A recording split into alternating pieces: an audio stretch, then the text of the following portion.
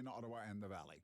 Traveling in the COVID-19 era may be about to become simpler. We're expecting to hear in about an hour from the Prime Minister on the federal government's plans for an international vaccine passport.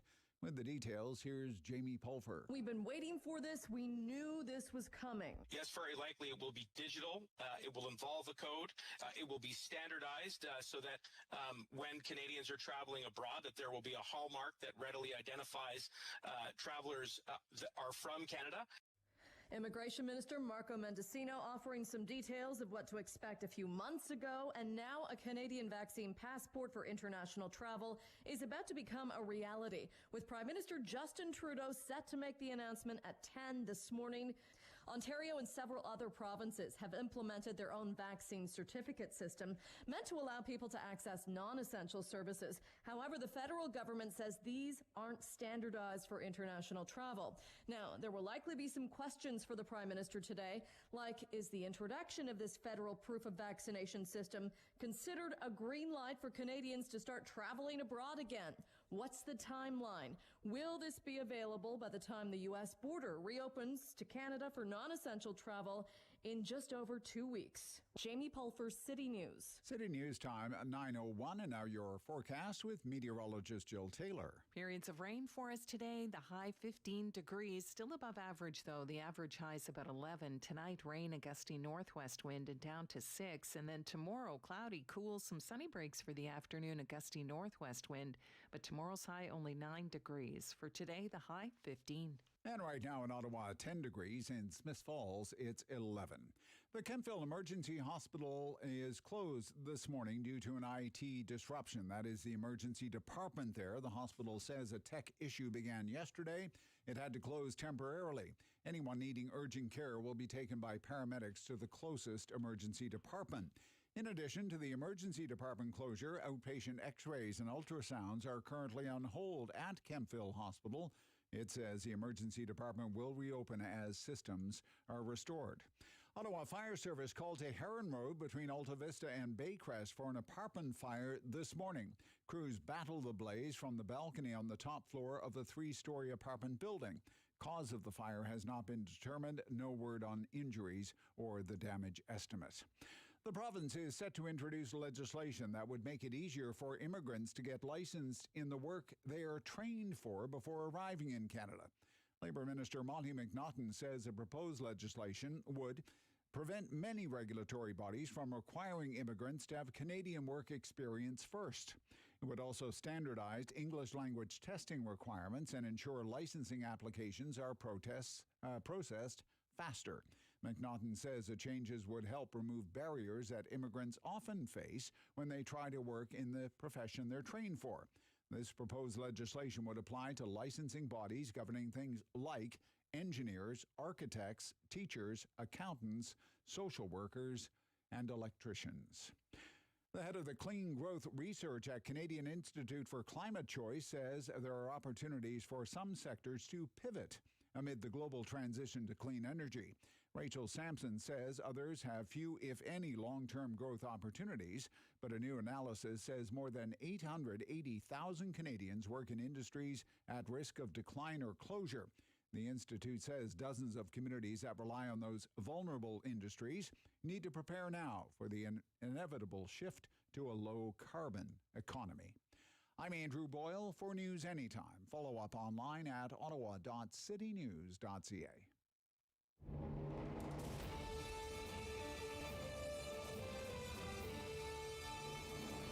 Inform your opinion.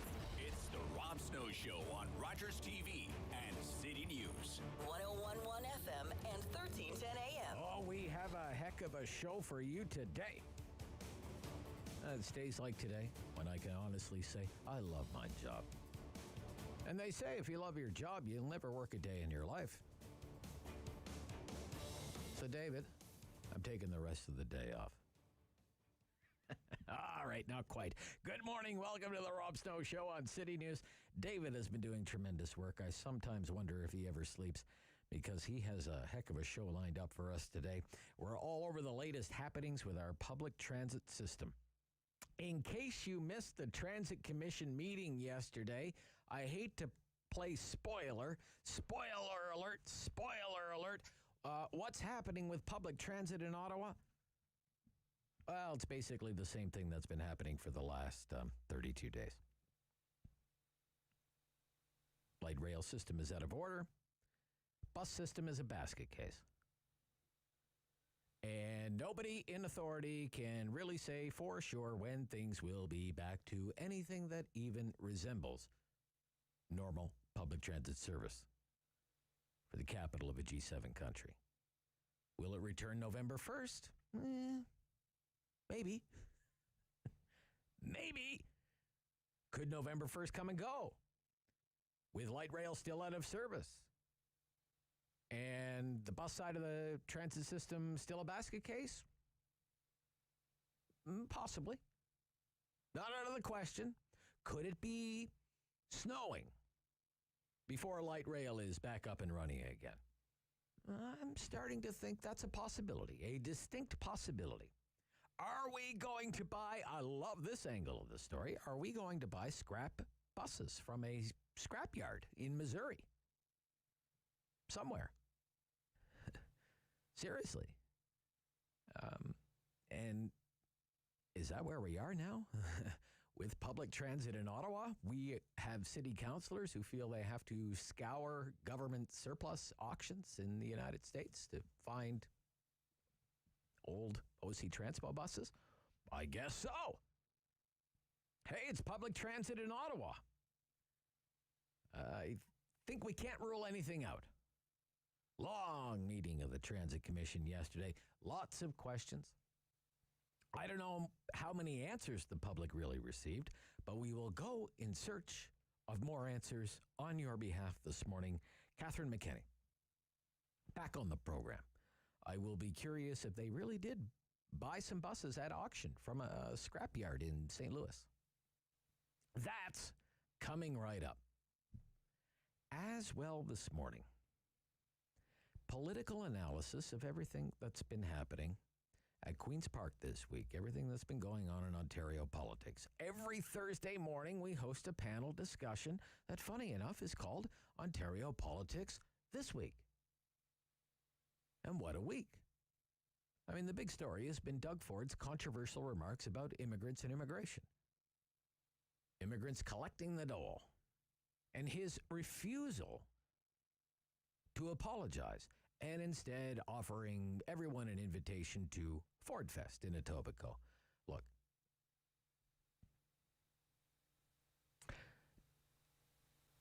do I think Doug Ford is anti-immigrant or anti-immigration, or is Doug Ford a racist? I don't think so. But I also don't know why he would choose to use the words that he chose to use. I don't know why he decided to express himself the way he expressed himself. I just don't think it was, I don't think it was necessary. I don't think it was helpful. Now, he says, and you heard it this week, my phone has been blowing up and all kinds of new Canadians are texting me saying, I'm bang on and you go and all of this stuff. To me, it's just, the political atmosphere is already so toxic and so partisan. And social media is just this massive cyber swampland that just amplifies everything. Amplifies all the division, toxicity, hate. And that's why I think it's ill-advised and unnecessary to hear those sorts of remarks from the premier. Whatever sentiment he was trying to get across, it wasn't helpful. Look, the immigrant experience that I see, I don't see a lot of lazy immigrants. I see Ontarians of every race just trying to get by, working hard. A lot of people working harder than they've ever worked before. I see immigrants doing everything from delivering food, working in the gig economy, to immigrant doctors treating patients and saving lives in the hospitals of Ontario. Okay? this trope, the lazy immigrant, the welfare-sucking immigrant. From the premier, there's no need for that. I think his government realizes that too, and that's why we're going to get an announcement today on removing barriers to the recognition of foreign credentials for some professions and some trades. You know, Doug Ford was right about one thing this week. We have a massive labor shortage here in Ontario, all across the country. And they've been talking about this, gosh, for decades, right? If we could only do a better job of recognizing foreign credentials, our economy would be so much better off for it. So we're going to get into all of that. Our panelists are going to join us coming up after the 9:30 news for Ontario politics this week. As you've heard in our newscast all morning, Prime Minister hosting a news conference this morning, so he's going to crash our party today. He's called the Press Gallery together. News conference 10 o'clock. International travel, vaccine certificates, vaccine passports, vaccine credentials. What will he say? What will be revealed? Technical briefing happening now for the news media, and then it's the Prime Minister and the Finance Minister again, Chrystia Freeland, on this issue. It'd be nice to finally find out how Canadians will be able to travel internationally again, what's been going on. What progress has the Trudeau government made? I mean, it's been more than a month now since the most important election since the end of the Second World War. We'll carry some of that live for you this morning here on City News. Also, political reaction to the hottest inflation number in almost 20 years. Took up a lot of our program yesterday. The inflation hawk of the House of Commons. The member from Carleton, Conservative MP Pierre Poilievre is on our show. What time's that, David? What time? 11:45. Okay. And he's going to offer his take on the number yesterday, big number, okay, a 4.4% increase in the cost of living for September, year over year. And it's not just about the price of gas, and it's not just about the price of food, it's about the price of just about everything. Every major component of the consumer price index higher than it was a year ago. The inflation that is now in our economy is broad-based. The question is, politically, what can you do about it? With your fiscal policy, what do you do about it? With monetary policy, the answer is simple. You raise interest rates to fight inflation. Fiscally, what do you do when you have a Liberal government that has such big dreams and great ambitions? And another one of the big unknowns, and it's causing, you will notice in the financial news media in this country, somewhat of a disagreement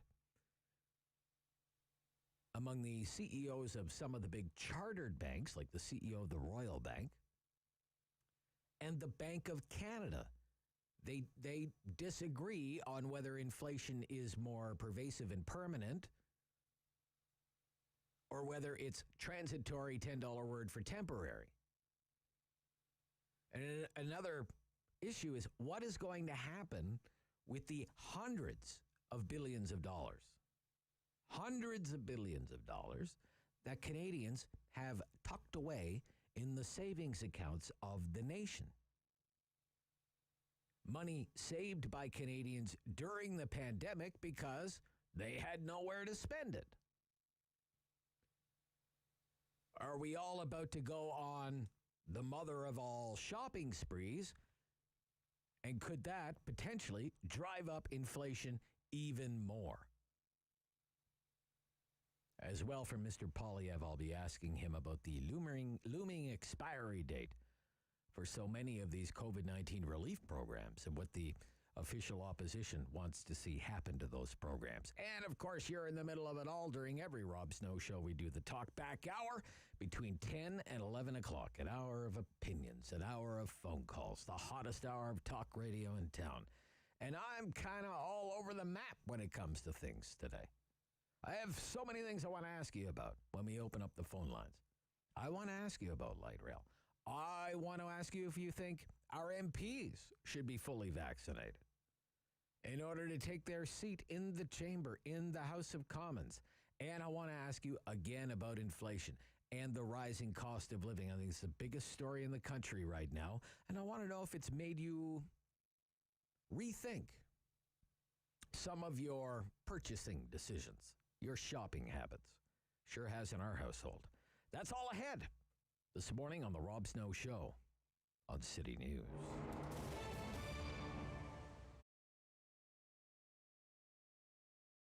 Opening a business especially in a pandemic, in that kind of situation, is very challenging. First, people don't know me. People don't know my product. To build a new clientele, to build a trust for them, to show them that I care about it. I do love my food. That was the biggest challenge. And of course, in all lockdown, we had to face it regards my employee, girls, ladies, what they work for me. I didn't want to tell them, sorry, I'm closed, I'm not having a job for you. No, they have families, they have kids to feed. So this is very important because we are family orientated.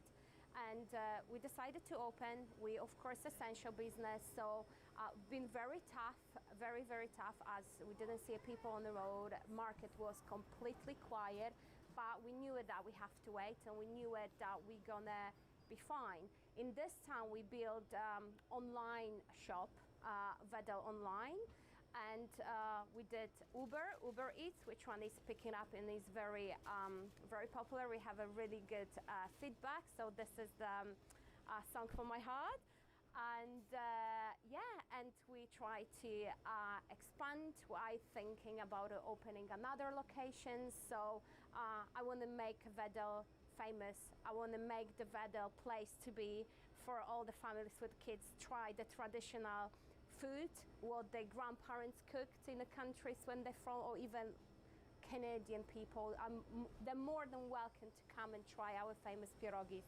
I try to be passionate about my food, organic food, food made with love, with all homemade, organic. So you can find food from all over the Europe: Polish, German, Ukrainian, Romanian, French, Armenian. So all kind of different types of food. Homemade lunches. We focus on the homemade lunches, grandma style. I keep always saying, like in my Genia Babcia house, how she cooked. I wanted this love and this food over here because I believe that would bring all people around me. And all the organic cold cuts, lovely selection of sausages, cheeses, European cheeses, great selections of mustards, French cookies. All what you need from Europe you can find here at the Vedel Touch of Europe. If you think good way, that's it.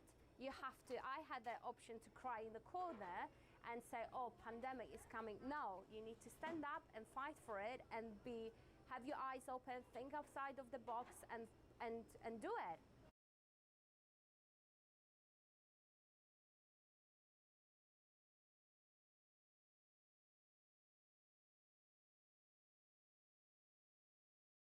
He's a pillar of community opinion. The Rob Snow Show returns On Rogers TV and City News. 1011 FM And 1310 AM. Another Transit Commission meeting has come and gone.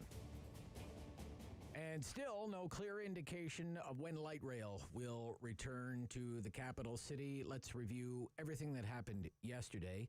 Catherine McKenney is the Somerset Ward Councillor, a member of the Transit Commission. They join me now on City News. Good morning, Councillor. Hi, good morning, Rob. Nice to hear from you. What do we know today? What do the transit riders, the taxpayers of Ottawa, know today about light rail that they didn't know yesterday? I would suggest that it's been confirmed, at least, that we know that they had not uplifted their competencies of leadership in Ottawa and brought in their best and brightest. I think that was that, to me, that was the line of the day yesterday, that RTG now is going to what they call uplift competencies in leadership in Ottawa and bring in their finest qualified. Quite a flabbergasting day, not just for me, but for residents of this city. We don't know very much more. We know that someone didn't check a loose bolt, 2 people, I guess, but still no idea of when the trains will be operating again. So this date, November 1st, is just kind of like throwing darts at a dartboard, right? It's very wishful thinking. You know, as a parent, I always said, you know, aim low, you know, promise less, deliver more. And I would suggest that that's what we should be doing here. I don't think that putting the date of November 1st out is a good idea. I think that it will disappoint when it gets here. Oh, I'm sorry to hear that. Okay. Mm-hmm. So I guess what I want to know is, at this stage of the game, I was driving by the train yards this morning. You know, you see the big yard that's there, and the trains are just parked there, and it's a massive operation that's in there that was built for light rail. Like, who's calling the shots in there? Is it RTG is in charge in there? Is it Alstom that's in charge in there? Is it a little from column A? Is it a little from column B? Just you know, when it comes to, you know, maintaining these trains and making sure that, you know, when a shift change happens, that bolts don't become loose, or, you know, they're tightened when they're supposed to be tightened, gearboxes don't fall off the tracks. You know, whose responsibility is that? Well, it is the ultimate responsibility of RTM. However, that in itself, Rob, I think that, you know, you've kind of hit the nail on the head here. There's no expertise on the city's part as a result of this contract that we have with RTM and RTG, turnkey, P3. It means that we have no real oversight. The City of Ottawa, I know RTG said yesterday, everything is open. I've heard very different. But we do know, and it was actually confirmed, that we don't have the expertise to oversee what is happening at that yard. So that is the problem. Nobody's auditing us. We're not auditing them. And we only know when they have done something wrong, when a train fails or the system fails. Okay. I want to move now to openness and transparency. As a city councilor, as a council representative on the Transit Commission, do you feel that you have all the information that you need in order to be making the appropriate decisions when decisions need to be made? I feel that I have some information to make some decisions. There's no doubt. I expect that I will have the information that I need prior to return to service. I expect that will come back to us, and we will understand what that means before service resumes. What I don't have as a transit commissioner, because of the separation really of duties between, FEDCO and Transit Commission, FEDCO carried, the entire contract for light rail. Several times trying to ask questions, myself and other commissioners at Transit Commission, ruled out of order. That's to go to FEDCO. You'd go to FEDCO. It wouldn't be an agenda item. So overall, no, absolutely. We don't have the information. We don't always have the means of getting what we need to make good decisions on behalf of citizens in the city. There was a moment yesterday, we carried some of the meeting live yesterday during our program, and there was this astonishing moment when it was being described under questioning that this derailment had happened. The wheels had slipped, and yet there was no warning indicator for anyone operating the train at the time, which I find remarkable because most of us, our vehicles will tell us if we have low tire pressure or what have you, right? There's sensors all over the place. What do you think about that the train can be off the tracks, it could be doing damage to the tracks, be doing damage to the station, and yet the operator really doesn't know until, basically there's a catastrophic failure. What do you think about that? That seems strange to me. Yeah, if you go back, these trains, if you remember, were designed to run without an operator. They were supposed to be like autonomous, right? Yeah. Yeah, exactly. Super smart, computer systems. What I found even more astonishing yesterday was that there was no central control anywhere that had that alarm go to it that said, there's a train it's derailed, it's still moving, and it couldn't be halted. We have that kind of warning system, like you say, in almost everything. I keep thinking, thank goodness they don't build airlines. Okay. Okay. But this could have still been catastrophic, right? So it's it really is, flabbergasting is the best word I can use. Are you serious, Counselor? Are you serious about these buses in St. Louis? Do you really think we should buy these things? Like, are you serious about buying these buses? They look done for. There's a reason they're in a scrapyard, right? Yeah, they are actually old transport articulates that are there. Some people have suggested that there might be some of the old 95s that we can retrofit. But you know what? Yesterday's offer to purchase buses, of course, if I thought $100 or $1,500 out of my pocket could help alleviate the problem we're in, of course I would do it in a heartbeat. The suggestion was made tongue-in-cheek, and it was done to demonstrate that we have to do something. We can't continue to just keep doing what we're doing and hoping that we don't lose more riders. We heard from riders yesterday. I hear from them daily.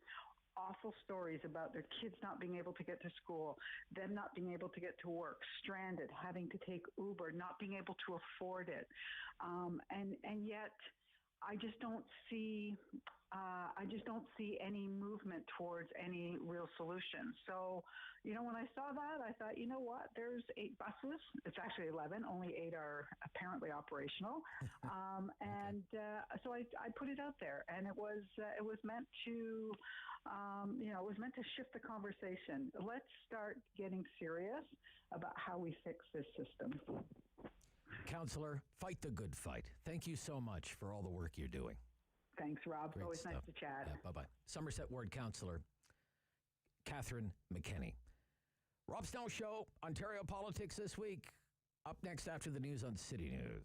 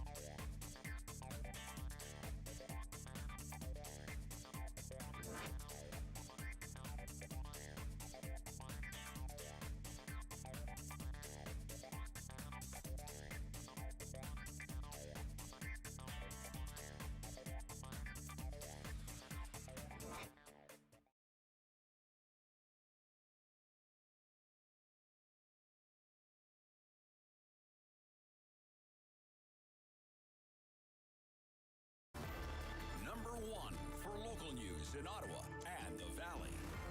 This is City News, now on 101.1 FM and 1310 AM.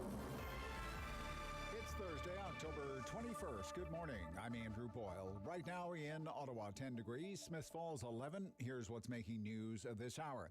About a half an hour from now, the Prime Minister will address the media. Generally expected that he is going to announce a new international travel COVID passport, a document allowing you to fly to other countries with that proof of vaccine. In the province, a weekly COVID update could provide some good news for owners of eateries and gyms and the like. They have all been operating under capacity limits due to COVID-19 restrictions, but that could be lifted. Word is expected either today or tomorrow from the province. Stormont Dundas Glengarry members currently at the scene of a single vehicle fatal crash on the 401. This is eastbound. The driver apparently died in the collision. Both the lane and ramp closures are in place. And we'll have more on this coming up for you at 10 o'clock. A rude awakening at a Riverside South home. Firefighters called to Summerhill Street between Nightfall and Hawkswood after a Tesla slammed into a house. Collision looks to have caused significant damage to the foundation and the outside wall of that house. Ottawa Fire technical teams have been brought in to assess the severity of that damage. City News Time, 9:32. I'm Andrew Boyle. For news anytime. Follow up online at ottawa.citynews.ca. He's the opinionated Ottawa icon The Rob Snow Show returns. on Rogers TV and City News. 101.1 FM and 1310 AM. Oh, so much to cover off this week. It's time for Ontario politics this week. Lindsay Maskell is back, Liberal strategist and former advisor to Premier McGuinty. Good morning, Lindsay. Good morning, Rob. Hope you're well this morning. Very well, thank you. Andrew Brander, senior consultant with Crestview Strategy and former advisor to the Ford government. Good morning, Andrew. Hey there, Rob. We missed both of you last week. It just wasn't the same without you. Don't do that. You left me all alone. Okay, all right. No, it's great. Look, I feel like we have to kind of reset the whole thing again. Doug Ford is making an announcement. It's a hospital-related announcement, and he's asked about getting people to work in the trades, labor shortages, and at the end of his remarks, this comes out of his mouth. We need people. And so, folks, if you have some hardworking people, I just have one criteria. You come here like every other new Canadian has come here, you work your tail off. If you think you're coming to collect the dole and sit around, not going to happen. Go somewhere else. Go somewhere else. You think you're coming here to collect the dole, go somewhere else. Okay. Didn't see that coming, but okay. So the next day, it's question period. They had the question period in the morning in the Ontario Legislature around 10:30. Rob Snow Show is tuned in. And wasn't the first question, it was the second round of questions, but there were questions and demands for an apology, and this is what that sounded like. So my question is simple, Mr. Speaker. Will the Premier apologize for his reckless comments? Thank you for the question, and through you, Mr. Speaker. Let me just inform the opposition. You know, I am pro-immigration. I have been pro-immigration from day one. Mr. Speaker, all you have to do is come to a Ford Fest. You'll see the support from people around the world that come there. And guess what, Mr. Speaker? I'll tell you how Ford Nation was created. They came to this country. They couldn't get a hold of any NDP Liberal leaders, but they got a hold of the Mayor of Toronto. They got a hold of the Premier. We show up to their door. We return their call. Okay, so I think that does it nicely. Lindsay, what fallout could there be for Doug Ford's recent remarks? Well, I'm not sure that there's any actual fallout, right? There has been these sort of microaggressions or strange occurrences before, and also with his brother, using an accent and kind of some mocking language, and there actually hadn't been an impact. But it is actually really unfortunate language and does sort of reveal some of his true thoughts about some very negative and hurtful stereotypes, because we all know the immigrant and refugee experience is nothing but hard work. right? So it is it fails to acknowledge that, and even though he can say he represents an area that's very diverse, that doesn't mean that he doesn't have these stereotypes that are very old-fashioned, that he needs to work on, and that are outdated, and that are negative. The impact amongst his base is nothing. The impact to but part of his base includes his base is diverse, though, right? His base is diverse, isn't it? Well, I mean, when I think of the traditional base, not as much, but obviously changing as Ontario changes. Right. But I do think there is, that the type of microaggression comments like that are now being, I just don't think that it affects him long term, but I do think that we'll hear about it again during the campaign. And I think there's a playlist of a few of these things. Okay. Andrew? What do you think the fallout could be for these remarks? I'd agree with Lindsay. I don't think there's a whole whack of fallout from this. I'd agree with Lindsay as well. It's a little glib. Perhaps the Premier's never been accused of being an exceptional communicator. Lindsay referred to some comments in the past, of course. His brother made the comment about Oriental people working like dogs. And I think that speaks to the fact that the communications around this is off, but the message of understanding and appreciation for immigrants who come here and work very, very hard is not lost. And Lindsay talks about the traditional base. Well, our traditional base didn't elect a PC government for the last 10 or 12 years. What did was Ford Nation. And so, I was speaking to my mom about this yesterday, and by way of background, she immigrated here from Hong Kong in the late 70s. She's in full agreement with the Premier's comments, and I don't think there's a question here around identity politics or immigration policy more broadly. It's an overall comment on fairness, and it's an overall comment on work ethic. And of course, when my mom came here, it was a different time, and it was a bit easier to get into the country. But we are seeing this sort of growing resentment around some of our immigration policies, often coming most strongly from those who followed really tough rules to get here and met really strict qualifications to come here and make that contribution. So I think when we're looking at these comments as a whole, I think you'll find a lot of people agree with them.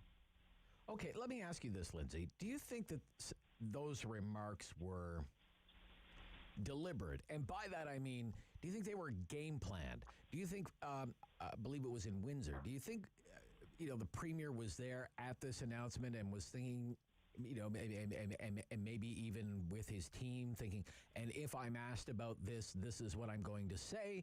Or was it just the Premier off script, off the cuff? Yeah, I don't think that it was planned. Right.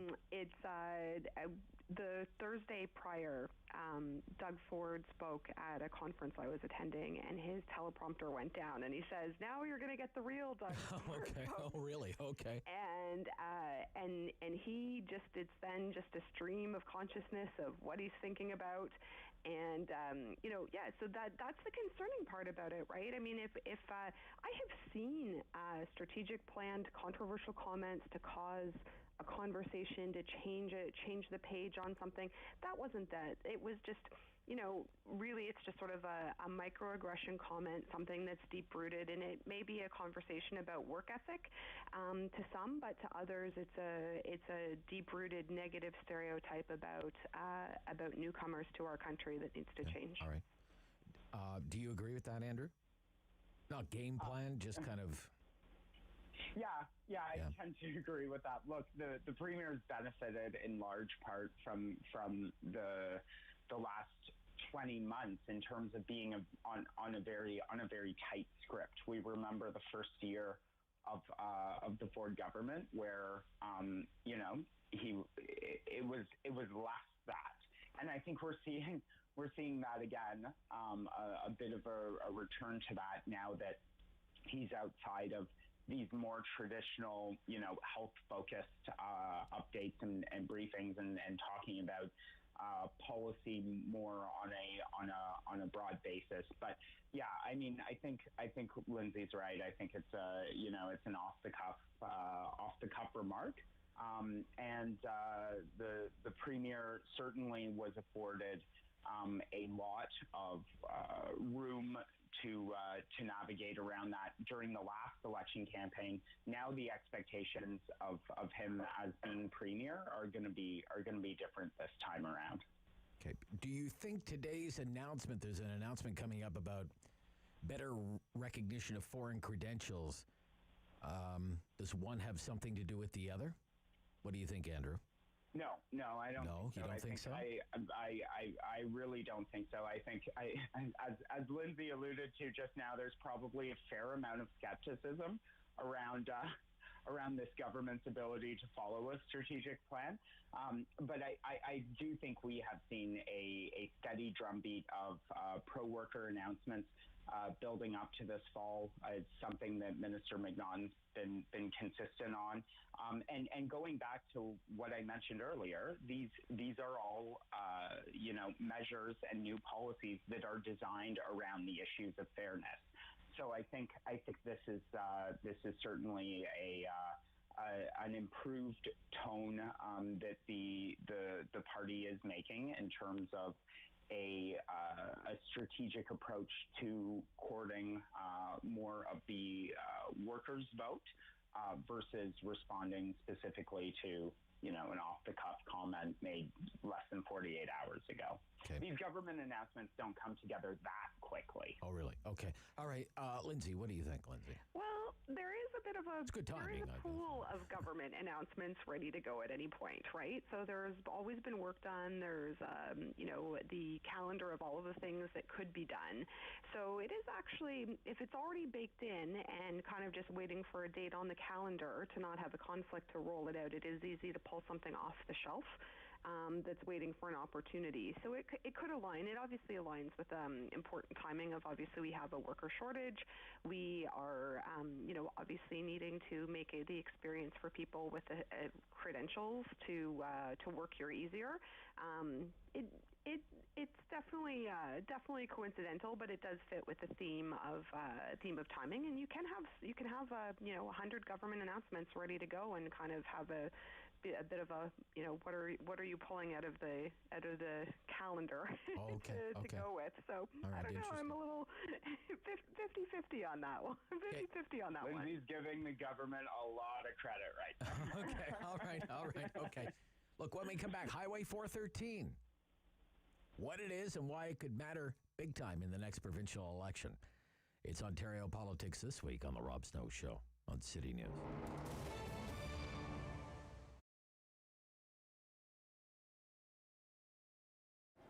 This affected us big time because when, you know how we are season, we have clothes for the spring, clothes for the winter.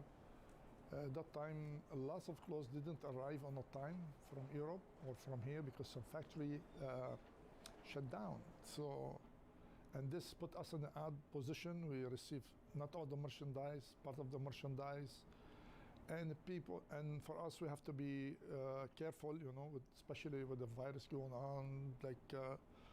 Did affect the business, of course, like everybody else. We're not immune, and since the government helped, this did a little bit good for us too, but still affected all the sectors, especially clothing.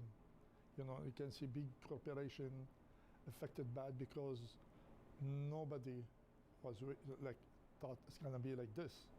Earthquake might happen. We joke about it before. Things might happen, but this was like a third war, but with a virus.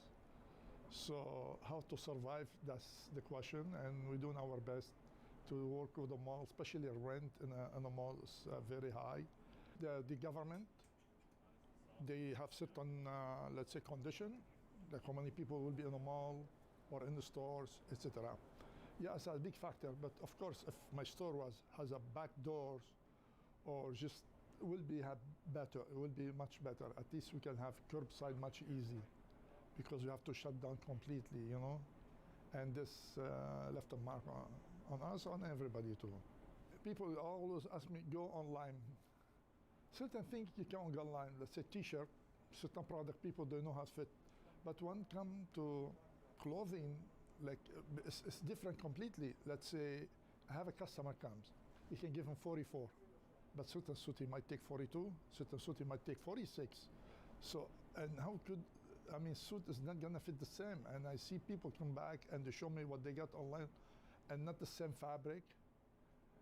Mostly young people, but if you really want to shop, you have to go to the store because everything will be around you. You want to be sure the color look good, the fit will look good, especially when you spend, doesn't matter how much money, whether 300 or 2,000, You have to try, you have to see what's going on.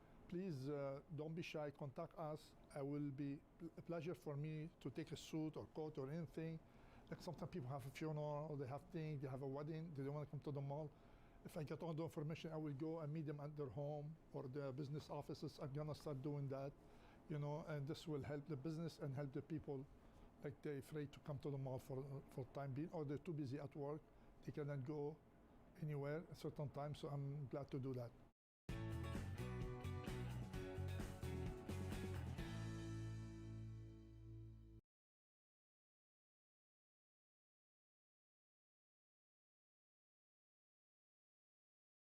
Voice. Strong opinions.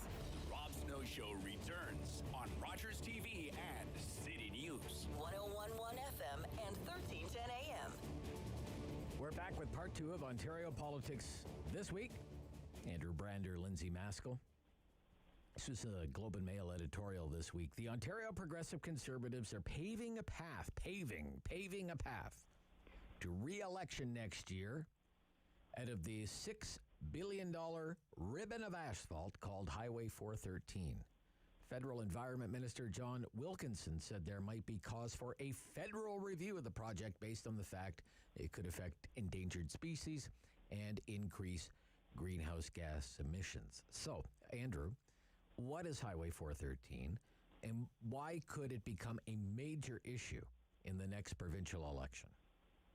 Well, the proposal for the highway itself is really aimed at obviously improving access and building out the GTA West corridor. And why it matters is because of obviously the votes that are in play. Full disclosure, I was actually out in Brampton this past weekend knocking on doors for a friend of mine, Graham McGregor, who was just nominated for the PCs in Brampton North. And what I heard at the doors are that as people are starting to get back to work, having to commute either to nearby Mississauga or into the city, they are totally frustrated with the amount of time it takes to get around. During the pandemic, people obviously spent more time at home, and now as they return to work, they're recognizing post-pandemic just how inadequate our infrastructure is. So obviously it's a controversial proposal because of not only the amount of dollars that the project will cost, but also obviously there will be some impact on the environment. What I would say is there hasn't been a fulsome study of the project taken in the broader context of the other pieces going on, and at the same time the fact that the province is looking at two-way all-day go service and a number of other things that obviously will feed into the Ontario line that will take cars off the road. It will mean less cars on the road in general, and improving commuter times at the same point. So when we're looking at issues around greenhouse gas emissions, for example, the project can't be looked at just in isolation. It has to be part of a broader piece. Okay. Lindsay, how would you describe 413 and how it's going to play out in the provincial election campaign? Well, it's interesting when you look at the position of all of those Peel and Caledon area, like region mayors. So they are all against it. They're all against it. Every single mayor that the proposed highway would run through is against the highway. And they also... Patrick Brown against it? Yeah, they're all against it. Everybody has to get elected. And so it's an interesting position that those that also stand to run for re-election don't think that this is a winning issue and think that it would negatively disrupt some important green spaces and areas of the community. And in fairness, as Andrew said, that there are significant plans for improvements in public transit, but also the part where this has been such an interesting thread, with the Ford's connection with Toronto city politics about, kind of, as they call it, the war on the car, and thinking about this as an item for 905 voters in some key battleground areas.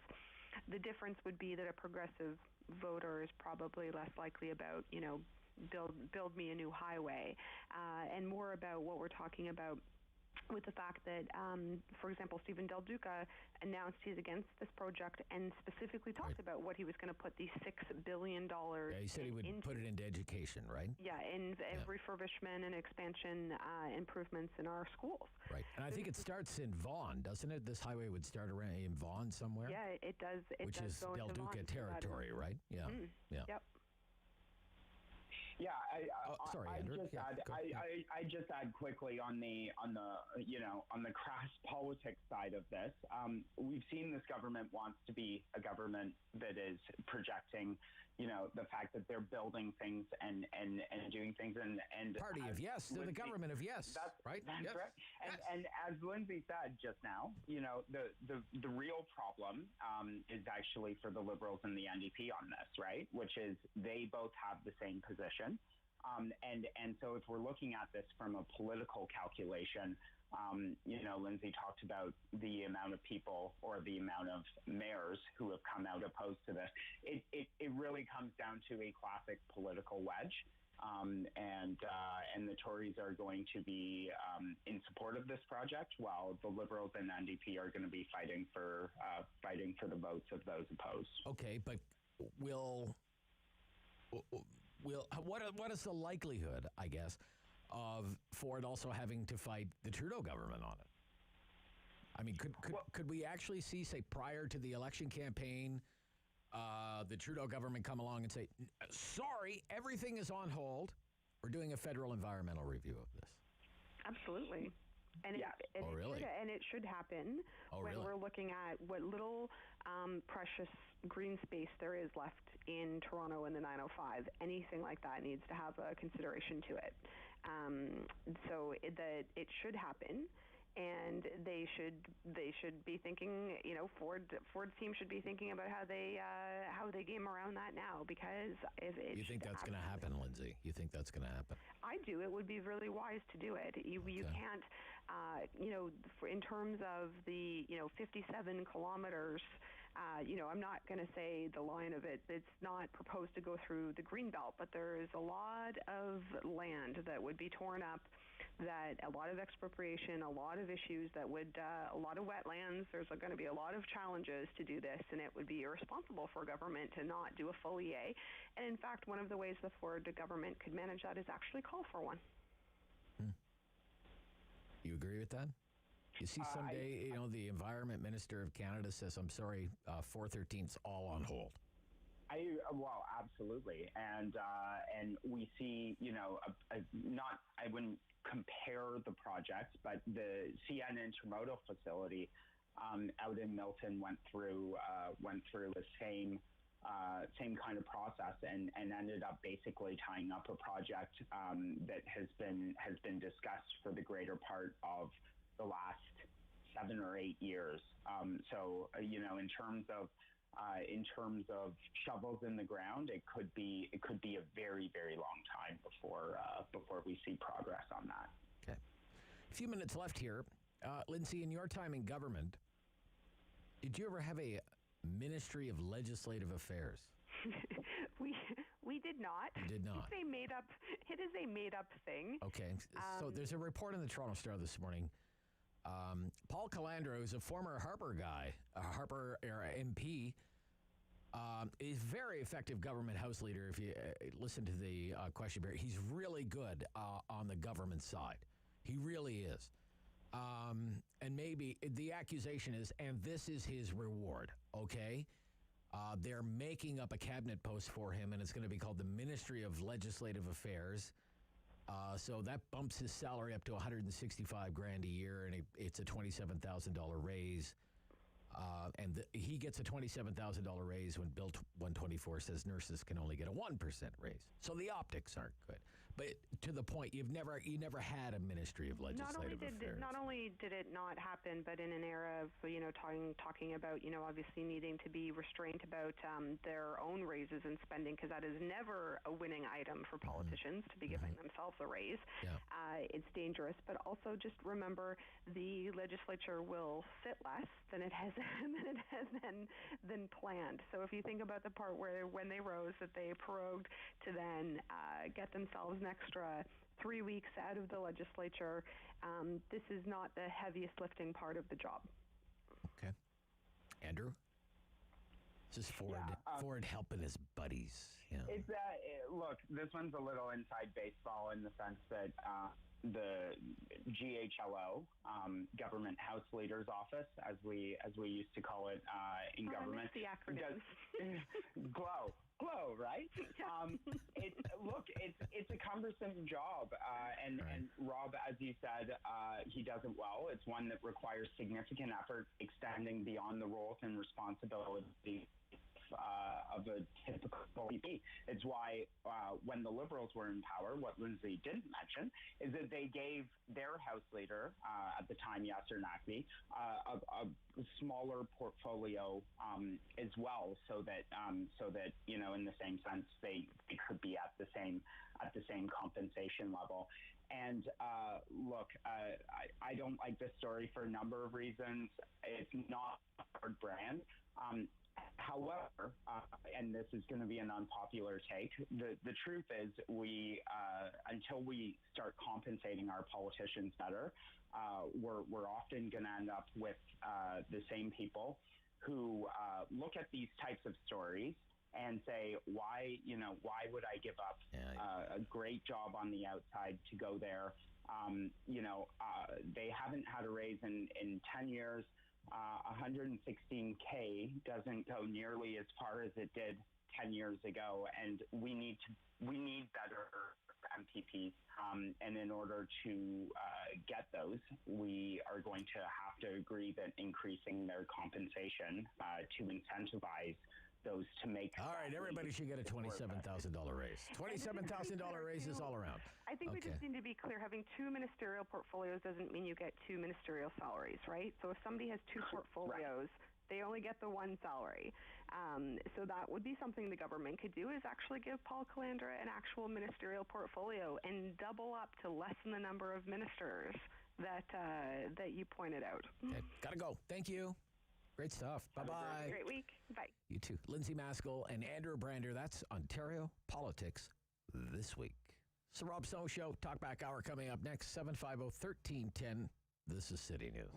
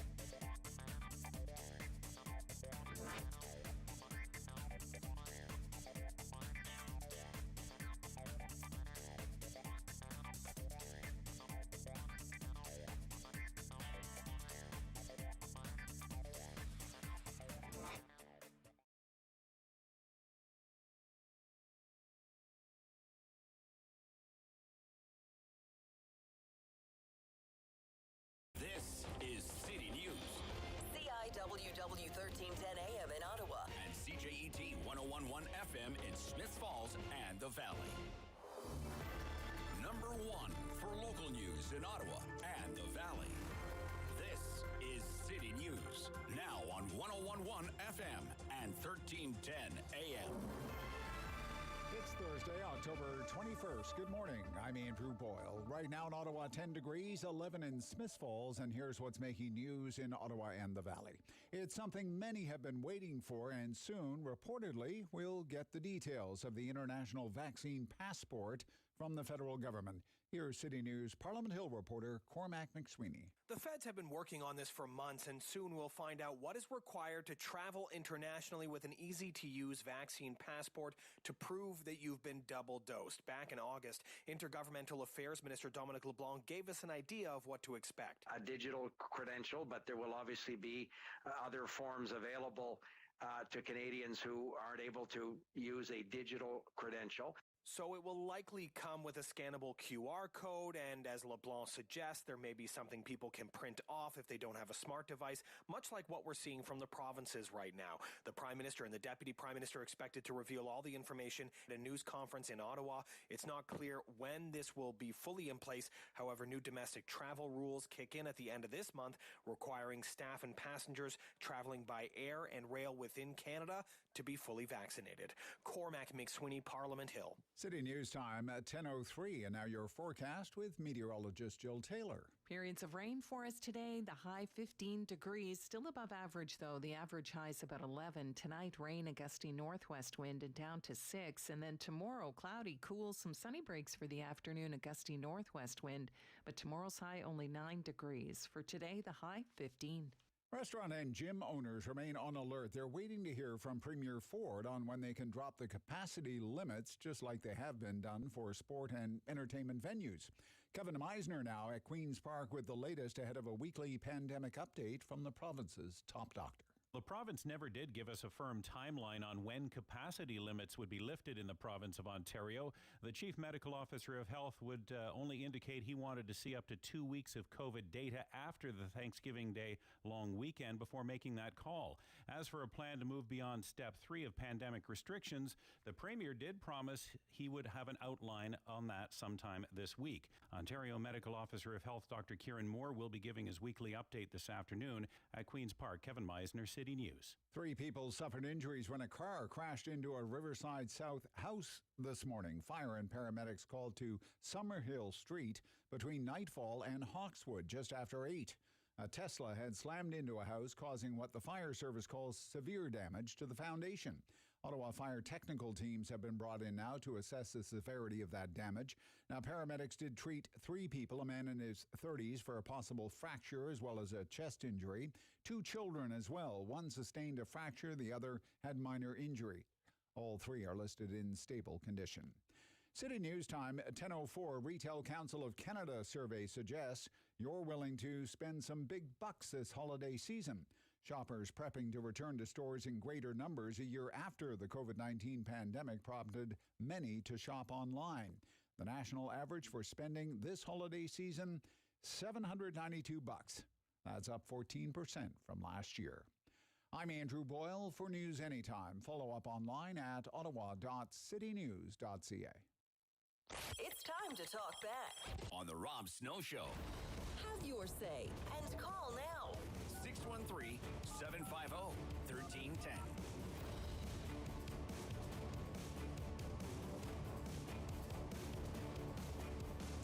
Our Talk Back Hour. It's our favorite hour of the week around here. We're just waiting for the Prime Minister's news conference to begin, along with the Deputy Prime Minister and the Minister of Finance, Chrystia Freeland, happening in Ottawa today. It just says at a healthcare facility. I am looking at the television shot of it right now. I'm not sure where it is. It might be the Montfort, but I'm not sure. It kind of looks like the Montfort to me, but I'm really not that sure. We will join that when it begins. We're very curious to hear what the government has in mind for international vaccine passports. But this morning, I really want your help. I don't want to focus on just one issue. during the talkback hour because there are too many things going on, and I just want to pick your brain on all kinds of them. I mean, there is this news conference with the Prime Minister about another vaccine passport. It's been working on this apparently for weeks now. International travel, very important news conference. And I'm sure that the members of the press gallery will have many questions for the Prime Minister, not just about this, but COVID-19 relief programs, MPs needing to be vaccinated when the House of Commons resumes. So this news conference it's supposed to start any time now, and I want to join it when it starts. Best to get the news before we get your views on the news. I know many of you will be interested in hearing what the plan is. So many of us want to travel internationally at some point, so you need to listen to the details, what's involved, what the government has in mind.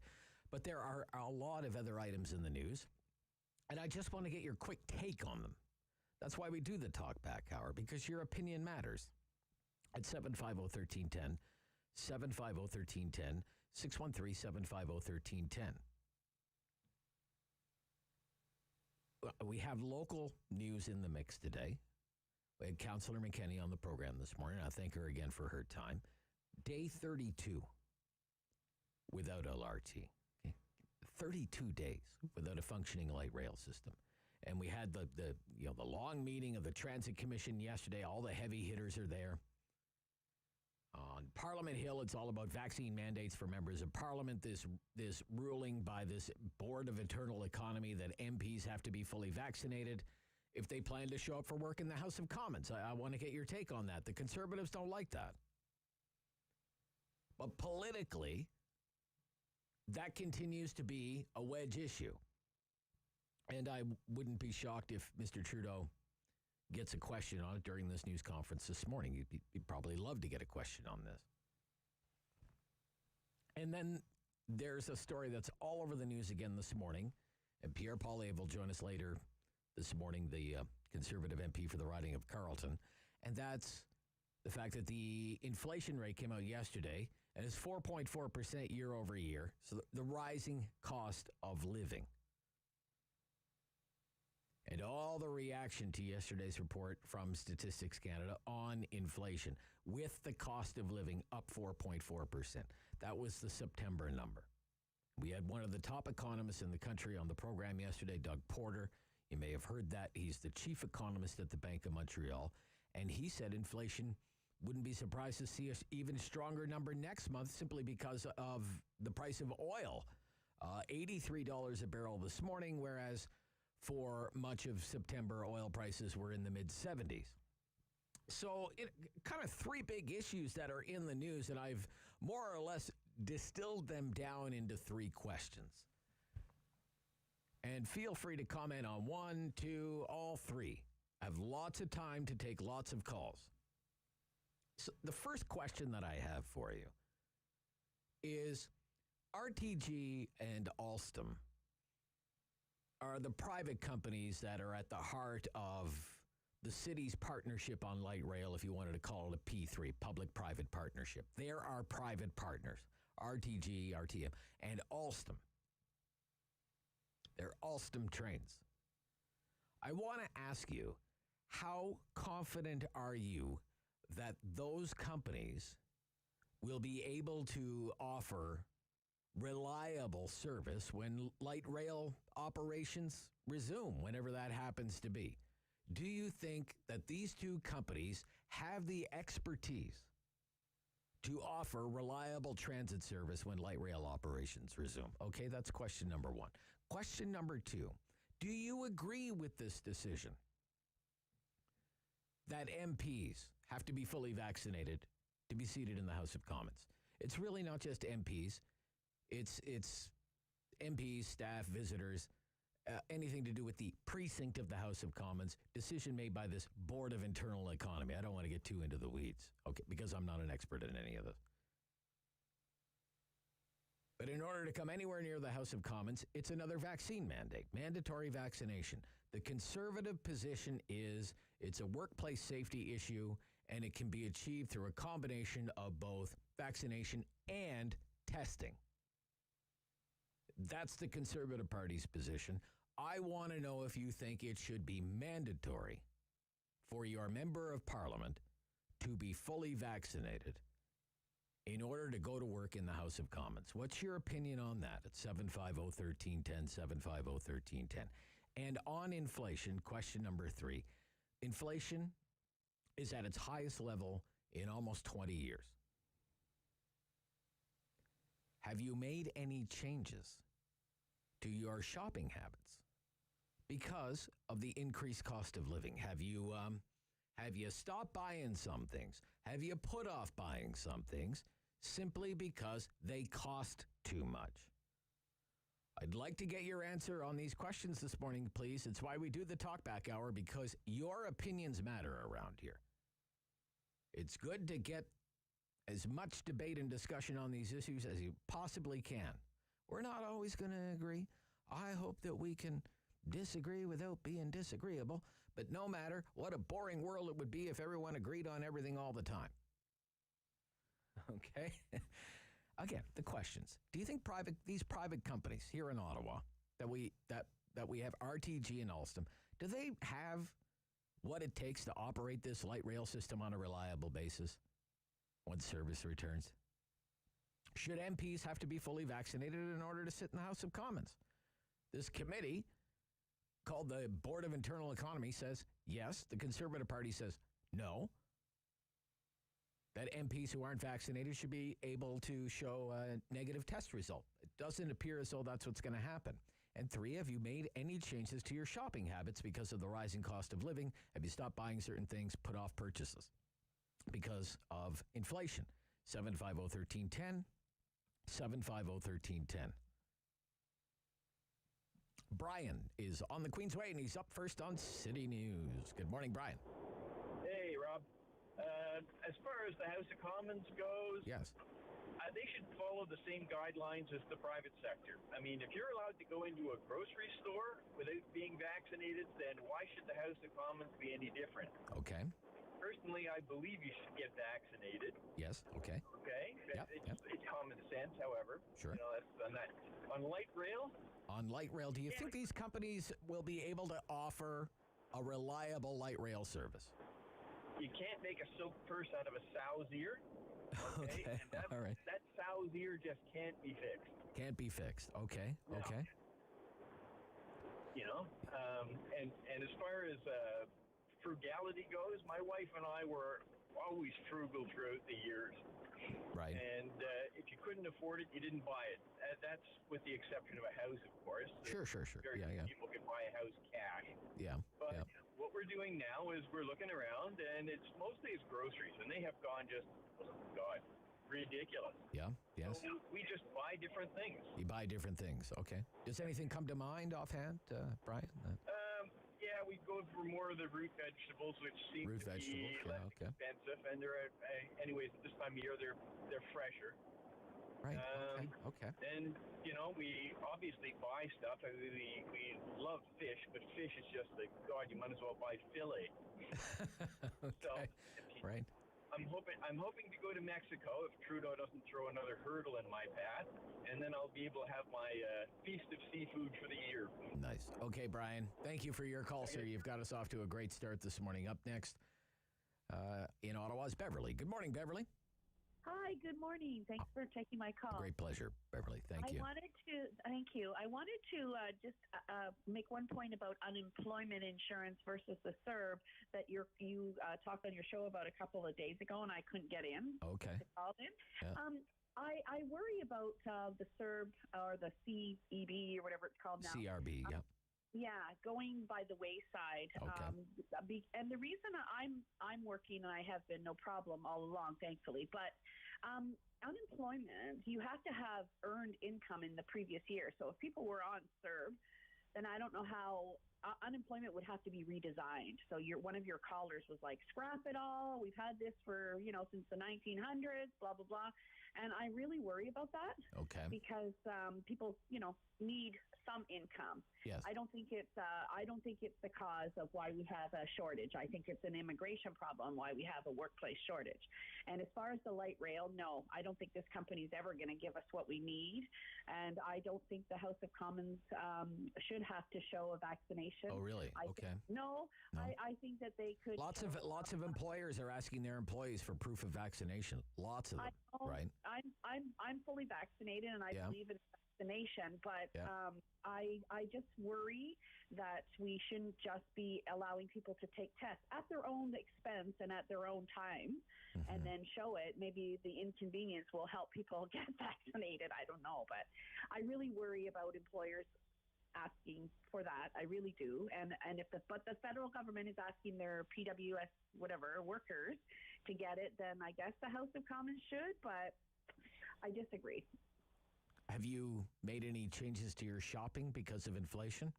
Oh my gosh, yes. You have? Okay. All right. We have like what? We have a super old car that we had planned on switching this year. Yeah.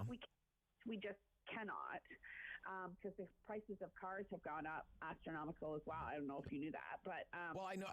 Well, it's in the report. They're up about 7 or 8%, so something like that. Yeah.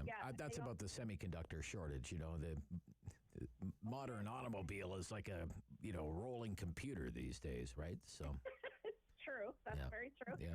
And also, we wanted to buy a house. We were in the market. We have a house, right? And it's a townhouse, and we wanted. You were going to buy. Sell it and buy another place. Yeah. And we were all geared up. We've been saving a little extra down payment for the last couple of years, and we started to look, and then poof, we're out of the market. So really? Wow. So yes, and then those are two pretty big ticket items there, a car and a house. Holy cow. Wow. Yeah. All right. My husband never Beverly and her husband single-handedly destroying the Ottawa economy. Well, also I shouldn't whine at all, but my husband is a musician as well as a teacher. And so he, he's a part-time teacher. And so he didn't get CERB either, even though that took a huge hit on our income tax as well, right? Like he declares every dollar he makes in music. And so our income went down about half for him. So it was tough. It was tough. Tough, yeah. Okay. And a lot of people had it tougher, but I just wanted to. Beverly, you've been so open and honest. I really appreciate your call. Thank you so much. Great day. Bye-bye. Yeah. Rob Snow Show, City News.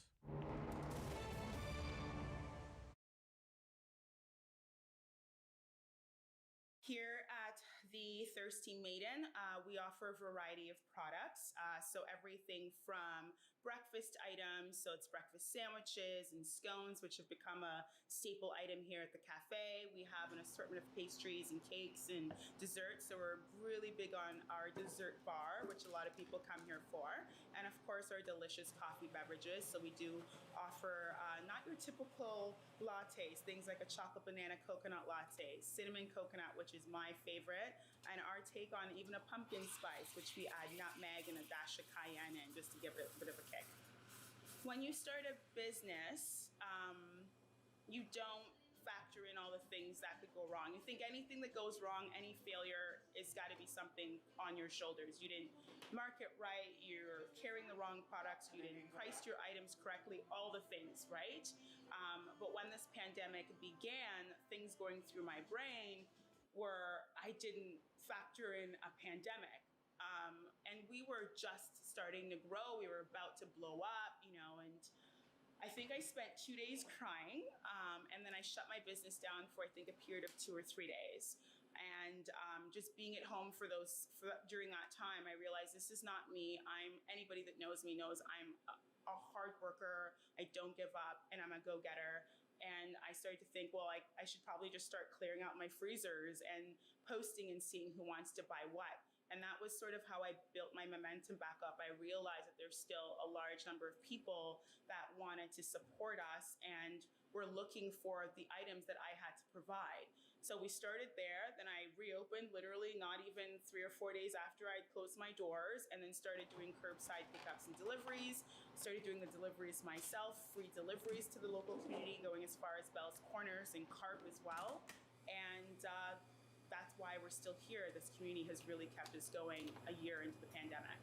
we've had a changeover of staff a couple times now, and situations change, and when you can't offer hours and hours for your employees, you don't blame them when they have to go elsewhere. So I think that's also been one of the challenges is recruiting, training, and then they leave, and then bringing in more people and recruiting, and anybody in this industry will tell you that that's something we deal with on a regular basis, whether or not COVID's in the mix or not, but more so now because every time there's a lockdown, there's a risk of, will we make it through? And then you lay off more staff, and again, their situations and their circumstances change.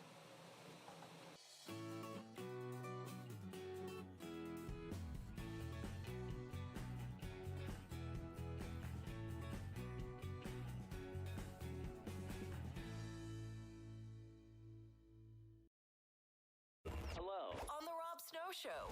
The phone lines are open at 613-750-1310. Now, the Rob Snow Show continues. Including around the big news stories of the day as we await another news conference from the Prime Minister and the Finance Minister on international travel and vaccine passports. But light rail, I noticed this morning, I don't know if they've been doing this. I don't think so. The Ottawa Citizen newspaper, I know the CBC on its website has this like countdown clock, or I guess it's a count up clock, like how many days light rail's been out of service.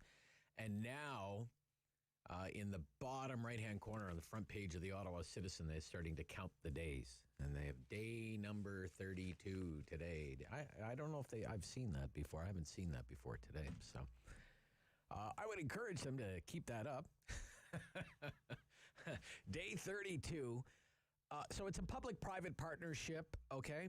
The city and its partners. Its partners are RTM, managing the bus service, maintaining the trains, pardon me, and Alstom. They're Alstom trains, and aren't they wonderful trains? But they're the private companies. I'm asking you how confident you are that they're going to be able to sort this all out and actually offer the transit riders of Ottawa a reliable service when light rail operations resume. Okay, question number one this morning. Another question for you. This decision that MPs must show proof of vaccination, it's a mandatory vaccine policy for MPs in order to take their seat in the House of Commons. What do you think about that? I mean, it goes beyond that. It's MP staff, it's visitors to the precinct of the House of Commons, decision made by the Board of Internal Economy, but it's a vaccine mandate. I want to know if you agree with that or not, and the cost of living, with the inflation rate running at a 20-year high. Have you made any changes to what you're buying when you go out there because of the rising cost of living? Have you stopped buying some things, put off buying things simply because of higher prices? 750-1310, 750-1310. Dan in Ottawa. Good morning, Dan. You're on City News. Hey, Rob. How you doing? I'm good, sir. Thank you. So, okay, I can't wrap my head around why we still seem to be having so much resistance to mandatory vaccines. Like, I work for an employer, as you said earlier, who requires it. Yeah. And I'm perfectly happy about that. And I just don't understand why people who are meant to be evangelizing science first have an inability to just do. I mean, we have swaths of evidence that show that this thing is not adversely affecting people when they get vaccinated. But we do have swaths of evidence to show that when you get vaccinated, you're not going to die from COVID. So, I mean, let's name and shame the people who have to sit on a virtual call when the rest of their colleagues are sitting in Parliament, so that we can make an example of them. Make an example of them. Okay, interesting. Okay. It's insane to not be getting vaccinated. And anyone who kind of purports this freedom of choice, freedom of decision making, whatever at this point, look at the consequence of the last 10% of the country not getting vaccinated and the impact it's having across the board. I would rather impact that 10% than have that 10% impact the rest of the country. All right, Dan. Thank you. Did you want to weigh in on any of the other issues, sir? Well, okay. So in terms of the light rail, I lived in Vancouver when we were running up to the Olympics, and we got the Canada Line put in, which was a big public-private partnership. Okay. That we did in like 2007 through 2010. Right. And that thing runs like a dream. It goes to the airport. It's beautiful. It's flawless. We've never had an issue with it. Never went 32 days without service? I don't think we went a day without service. Because of derailments? And for the first, I think, two or 3 years after it started running, it was absolutely free to anyone because they wanted to get ridership up. They wanted to kind of, get people used to commuting that way. Okay. I understand the pandemic has changed things, but it's mind-blowing to anybody, I think, who has come from outside of Ottawa to see the perpetual incompetence of these types of projects. I don't understand. Right. What about inflation and whether that's affecting any of your purchasing decisions? Has it changed anything? Yeah, similar to your last caller, we are looking at upgrading our car, and I think we are almost inevitably looking at a hybrid or like a plug-in hybrid because Okay. Because we're looking at long-term costs of energy is going to continue to rise by the sounds of it. Yeah. And if we can control a cost, like you put it in on the front end, but you're month to month saving quite a bit on gas that way, right? Oh yeah, I'm right there with you. Yeah, absolutely. I'm kind of a late convert. I'm kind of waving the white flag, Dan, waving the white flag. All right. Okay, it's like, I surrender. It's $1.48 a liter. I surrender. Halftime already for the Talkback Hour. We're going to be back right after the news. Again, we still are waiting for the Prime Minister's news conference. He's meeting with some healthcare workers right now, so he can be forgiven, I think, for being a little bit late. But it's here in Ottawa. It's happening at a hospital here in Ottawa, and it should begin any time now. We'll cover some of that for you. And talk about mandatory vaccination for MPs. Talk about our failing light rail system. And talk about inflation at a 20-year high. After the news, with your help on City News.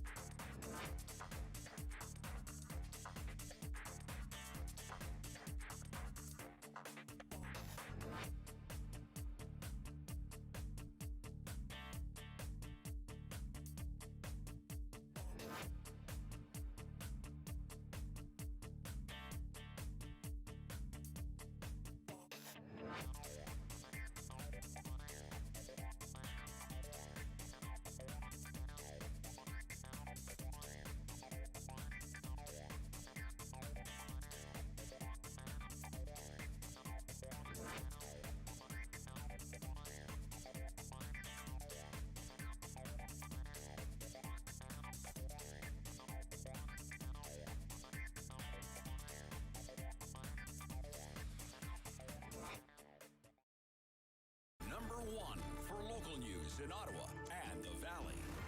This is City News, now on 101.1 FM and 1310 AM. It's Thursday, October 21st. Good morning. I'm Andrew Boyle. Right now in Ottawa, 10 degrees. In Smiths Falls, 12. Scattered rain in the region. And here's what's making news this hour. Prime Minister was scheduled to address the media on the international COVID-19 passport idea for international travel at Ottawa Hospital this hour. He has yet to step to the podium. Cases of COVID in Ontario, number 413 today, along with 4 more deaths blamed on the virus.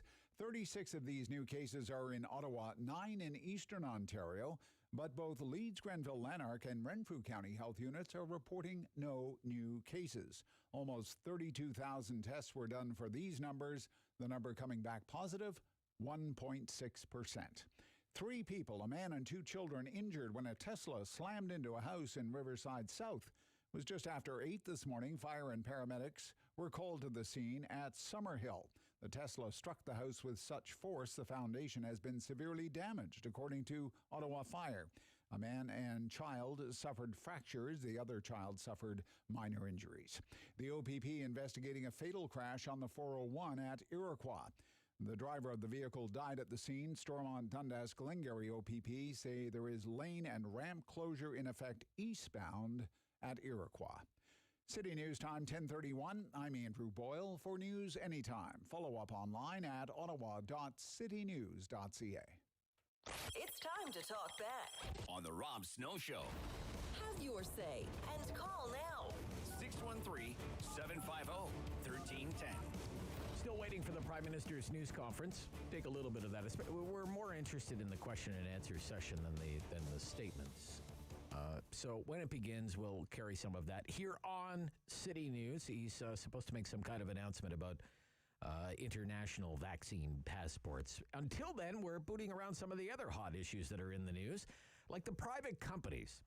RTG, Alstom, do you really think they have what it takes to even operate a light rail system on a reliable basis, given their track record here in Ottawa? Do you think they can offer reliable public transit to the riders of Ottawa? How do you answer that question? At 750-1310. Should MPs have to be fully vaccinated in order to sit in the House of Commons? This committee on the Hill called the Board of Internal Economy says they're going to have to be. Conservative Party disagrees, says MPs who aren't vaccinated should be allowed to show a negative test result. And have you made any changes to your shopping habits because of the rising cost of living? A pair of callers have already said, well, I was going to buy a new car, and now I'm not going to buy a new car. What about you? Have you stopped buying certain things at the grocery store or what have you? Have you put off a big purchase, like a car, because of the rising cost of living, inflation running at a 20-year high? 750-1310, 750-1310, 613-750-1310. Barry, you're on City News. Barry, good morning. Good morning, Rob. Good morning. I just wanted to voice my displeasure on the mandatory, proof of vaccine on the Hill. Okay.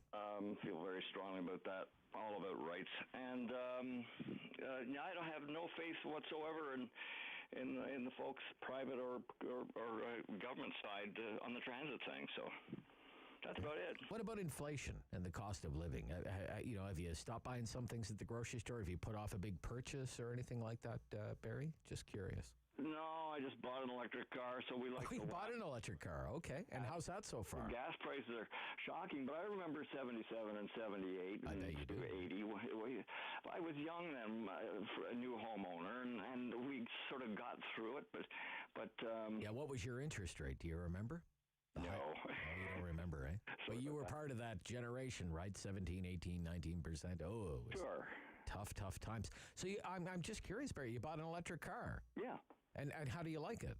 Well, I've had it 3 years. It is a Mitsubishi. It's kind of rare now. They're early in the game.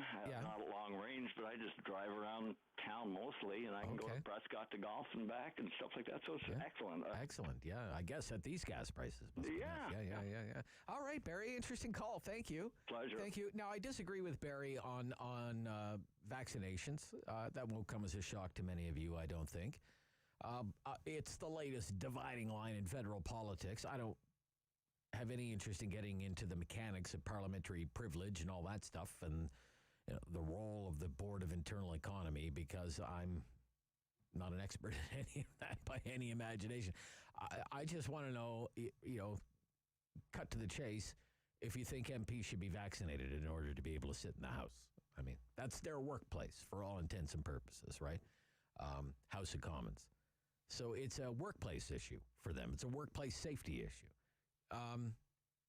Akin to employees working in all sorts of workplaces all across Canada. And all sorts of employees have been told by their employers in no uncertain terms, no jab, no job. Should it be any different for an MP? I guess that's at the heart of the matter when it comes to MPs getting vaccinated. Mark, Ottawa South, good morning. You're on City News. If members of Parliament will not accept a mandatory vaccination requirement, then how can they possibly go and impose one on anyone else, whether it's the public servants, the military, the RCMP, or any employees over which they have direct jurisdiction? And beyond that group of people, if a leader, you can either become an example, the prime example, for complying with a policy or for rejecting it. And if they want Canadians to get vaccinated, they must lead by example on this issue. On the subject of the light rail, yes, what I'd like to know is exactly how many people have seen the contract that binds the city government to these two companies.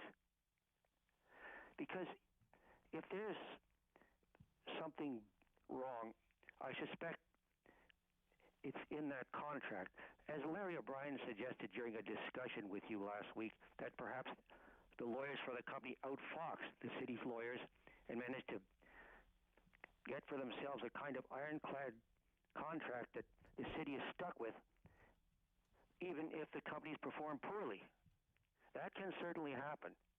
And you can bungle the negotiation of a contract. Just ask the people of Newfoundland when Premier Joey Smallwood agreed to sell electricity to Quebec for until I believe the 2030s and never included a price escalation clause. And they've been locked into a terrible arrangement ever since. But that's where, if there's some kind of bombshell in there, I suspect that's it. But how many people have actually seen these contracts? Yeah, I don't know the answer to that. Mark. Just on inflation, any comments on inflation and shopping habits and those kinds of things? It's not personally affecting me too much because I don't buy too much, but I'm aware that everybody else it's a problem for. Right. Yeah, I think it's going to become a political problem as well. Okay.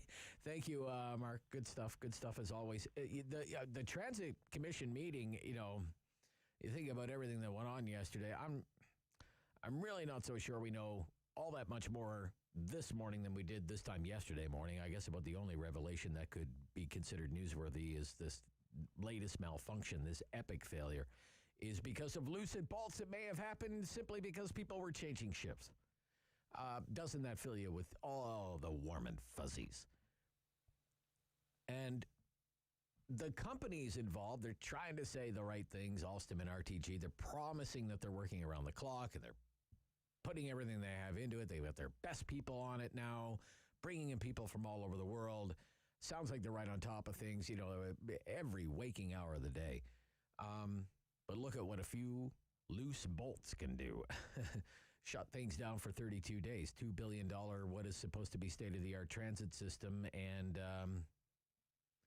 screw comes loose, causes a malfunction with a gearbox, train derails, and nobody operating the train is any the wiser.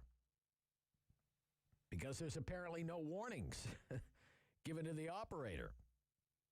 Didn't even know the train derailed until it was obvious that the train derailed. So, do we know if this thing is really going to be up and running come November 1st? Nobody could say that at this meeting yesterday. I don't think anyone is really any clearer this morning where the city stands with what is the backbone of its public transit system, like the light rail system. Maybe it's up and running in November. Maybe not, right? My question is, when it is back up and running, do you think these two companies will be able to keep it running reliably for the long term to the benefit of the people of Ottawa? That's the heart of the matter for me. Vince in Nepean. Good morning, Vince. Morning, Vince. You're on City News. Vince not there. Okay, moving right along. Let's go to Ottawa South. Bob. Good morning, Bob. Good morning. Morning. How are you doing, Rob? I'm good, sir. Thank you. Nice to hear your voice. In terms of MPs getting vaccinated, yes. Yeah. I appreciate the concern about that, but I can't help but think that the constituents in those ridings, they knew that person wasn't vaccinated. It had to be common knowledge. Oh, you think so? Okay. I would think, and he or she was democratically elected. Right. We have to find some accommodation. Well, the accommodation might be virtual, right? Well, it could be virtual, right. But I've heard medical doctors say an alternative is the rapid test, mask, and social distance. And that certainly could be accommodated in the House of Commons. You think so? Yes. Well, that's the Conservative Party's position. Masking, I'm not so sure, or social distancing or what have you, because they want everybody to go back to work, the Conservatives. They could stick them way back in the corner somewhere. Okay. I'm sure Mr. Poilievre would love to be in the back benches. I don't think so. I don't think he'd be too crazy about that. But in terms of the rail, I think it's far more serious. The last few episodes I've had are troubles with the wheels and the whole, well, I would think the bogie system. The bogie system, yes. I think there are some fundamental flaws in that. Design flaws, engineering flaws. And the fact that they talk about only 7 trains would be available 1st of November, mid-November. It sounds like the whole fleet is in need of a fix. And that, again, if the whole fleet is in need of a fix, it's something with that bogie system. Do you have confidence that these firms can fix it? Are you confident that they have a handle on the situation? I think the city bought a $2 billion system and would go no higher. So we got the cheap end of things. Oh, we cheaped There's out. probably Okay. things that should have been there, should have been installed. But aren't because we were cheap. Okay, interesting. Thank you, Bob. Okay. Thank you. Yeah. In Almont, Brenda, you're on City News. Brenda. Yes, I'd Hi, like Brenda. to comment and say that I got my vaccines, but I got them for the reason that I didn't want to infect anybody else and try and stop this terrible COVID thing that's going on. Yes. And also I wanted to comment about when we got our mortgages way back in the 70s, we were paying between 17 to 22%. Yeah, crazy, right? That was crazy, and it took every penny of our hard-earned money just to scrape together to make sure that we made the payments and everything else all the time. Yeah. And now I don't know what they're at right now, but it was very hard for a lot of people back then, and it went as high as 25. And light rail. Well, I have no really comment on light rail because I never use it. I don't live in the area, so... I don't think there's any plans to bring light rail to Almont anytime No, I soon. don't think there is. But when I lived in West Carleton, they damn well took my money to put the light rail, rail in that I'll never get to use. But I want to know, why in hell did they go and buy something from somebody else instead of using our own Canadian people to build this that with no winter conditions and everything else? This is just terrible. It's to have this thing breaking down on a constant basis all the time, and the thing is, it hadn't even been tested for winter use or anything else. So I don't think that's right that the people keep paying for this. Okay, good points, Brenda. Yeah. Yep, thank you. Okay, Yeah, thanks. wonderful. Bye now. Yep. Doesn't she make a great point? I mean, my question is, whenever it's back up and running, are these the firms that are going to be able to keep it running? This is... it's a long-term relationship that we've entered into with this company, okay? It's like an arranged marriage, like 30 years. And what do we have? Like 28 years to go at $5 million a month. Are these companies, RTM, Alstom, I mean, do you have any faith that they're going to be able to get it together and give the city its money's worth? It's all the city wants is reliable light rail public transit. That's what the city bought. That's what the city expects. This is the Rob Snow Show on City News. Welcome to Tech.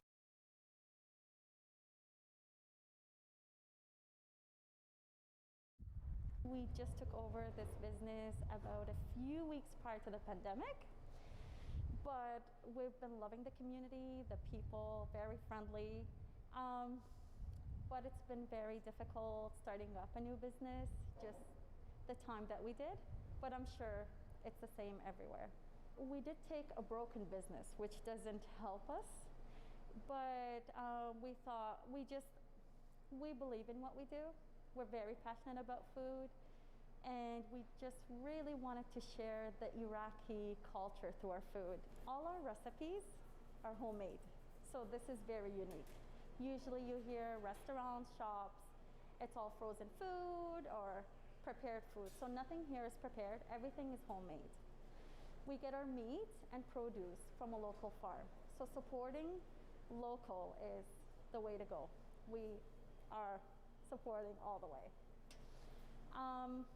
And our meat are actually marinated the day of, so it's as fresh as can be. Quality ingredients and everything is made from scratch. I get a lot of people when they come in, they say it tastes like Middle Eastern, like back home. So for you to been to Iraq and have the food there, you can really like compare and see the similarity. We do like to focus on healthy. So our recipes, not only the homemade, again, everything is from scratch, but we have like from combos to like small sandwiches. Our one of our favorites and very popular is the chicken salad and the beef salad.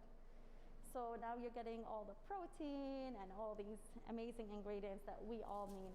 During this time, I find a lot of people are sitting at home and not enough movement.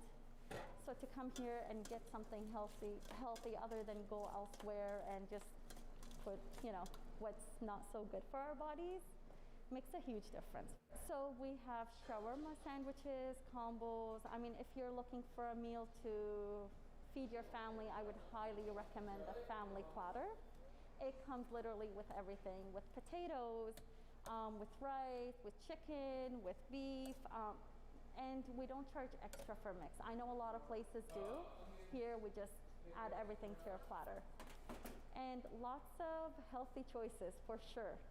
We're very passionate about food, and for our small family business, it's been good.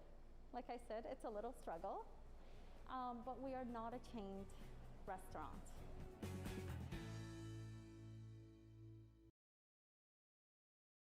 Hello, 1310.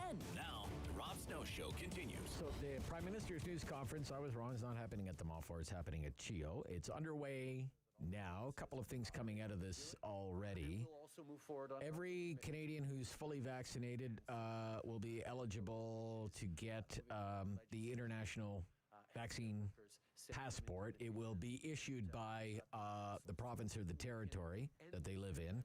And they've ordered a bunch of vaccines for children from Pfizer, because the dosing is different. Remember, our expert told us that the other day. So let's listen to a little bit of it. Get yourself vaccinated. It's the way we can all get back to the things we love, avoid further lockdowns, and make sure that our economy comes roaring back and we're keeping our most vulnerable as protected as possible.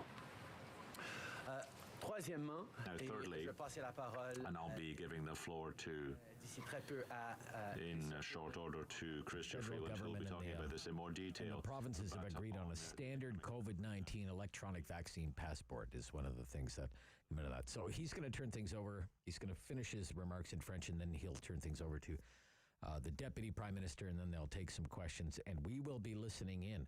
But we are also talking about some of the other hot issues that are going on. 32 days without light rail. Do you have any confidence that our private partners, the private companies in this P3 partnership, have what it takes to deliver a reliable service for the transit rider in Ottawa? That's question number one. MPs in the House of Commons will need to be fully vaccinated. Do you agree with that, or is there another way? And inflation running at a 20-year high. Have you made any changes to your shopping habits because of the rising cost of living? Up next, Marie in Orleans. Marie, good morning. Good morning, Rob. Morning, Marie. I'm good, thank you. Okay, so of course I agree the MPs should be vaccinated. Okay, okay. If you're going to make a law, you're going to follow the law. But I think it would be really funny if they didn't have to be vaccinated. And I'd like to see how someone like Clifford Smalls, like out in Newfoundland, if he's not vaccinated, how is he even getting to Ottawa? I would love to watch all these MPs get in their cars and drive across Canada in the winter to go back home because they can't get on a flight.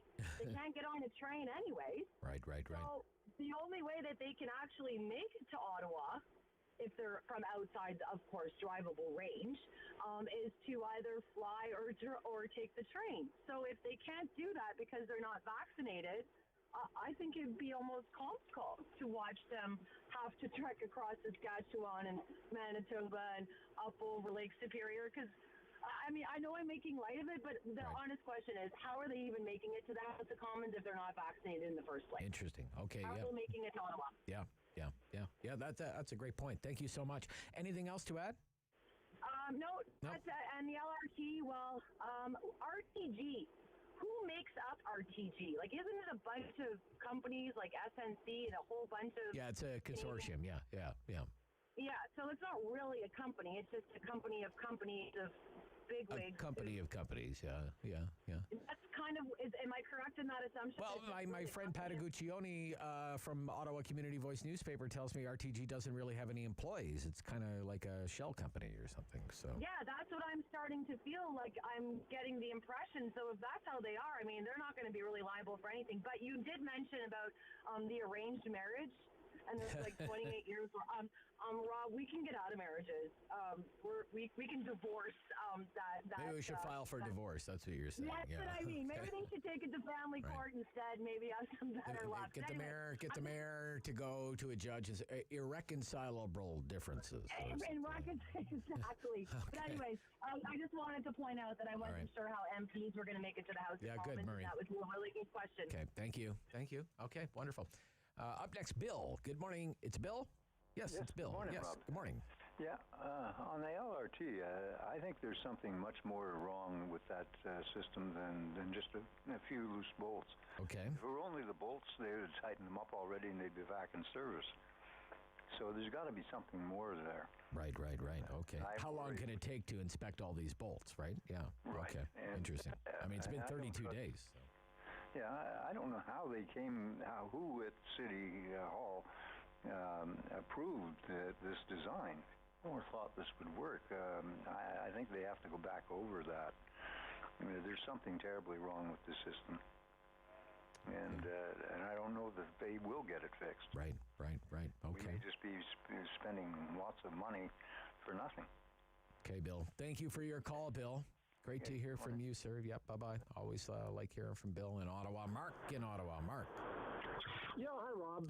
Listen, very, very much in favor of mandatory vaccination for members of Parliament. Okay. Let's remember the first thing. The vaccine, we know for a fact, is the only thing that can stop the virus. Everything else can reduce the spread. Washing your hands, masks, testing, those are things that reduce the spreading. But the only thing that really works is a vaccine, and it's proven, and it's not debatable.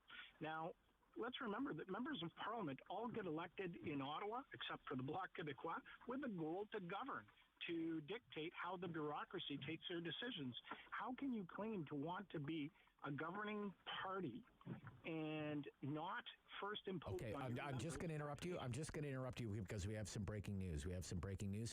Chrystia Freeland has just announced that the existing support programs, COVID relief programs, will expire October 23rd. This is live on City News. And now I'll outline the new programs that we intend to put in place as of October 24th. Sorry, Mark. Premièrement, je vais vous parler. First of all, I will speak to the support that we will continue to provide for businesses and workers. We will continue to pay a particular attention to jobs and to economic growth. This is why we will extend the hiring program until May 7th, 2022, at a rate of 50%. Also, businesses will be able to continue to hire workers back and to create jobs that we need. What's more, we are aware that some businesses are not able to undertake all their activities given the health measures that are in place. This is why we are proposing two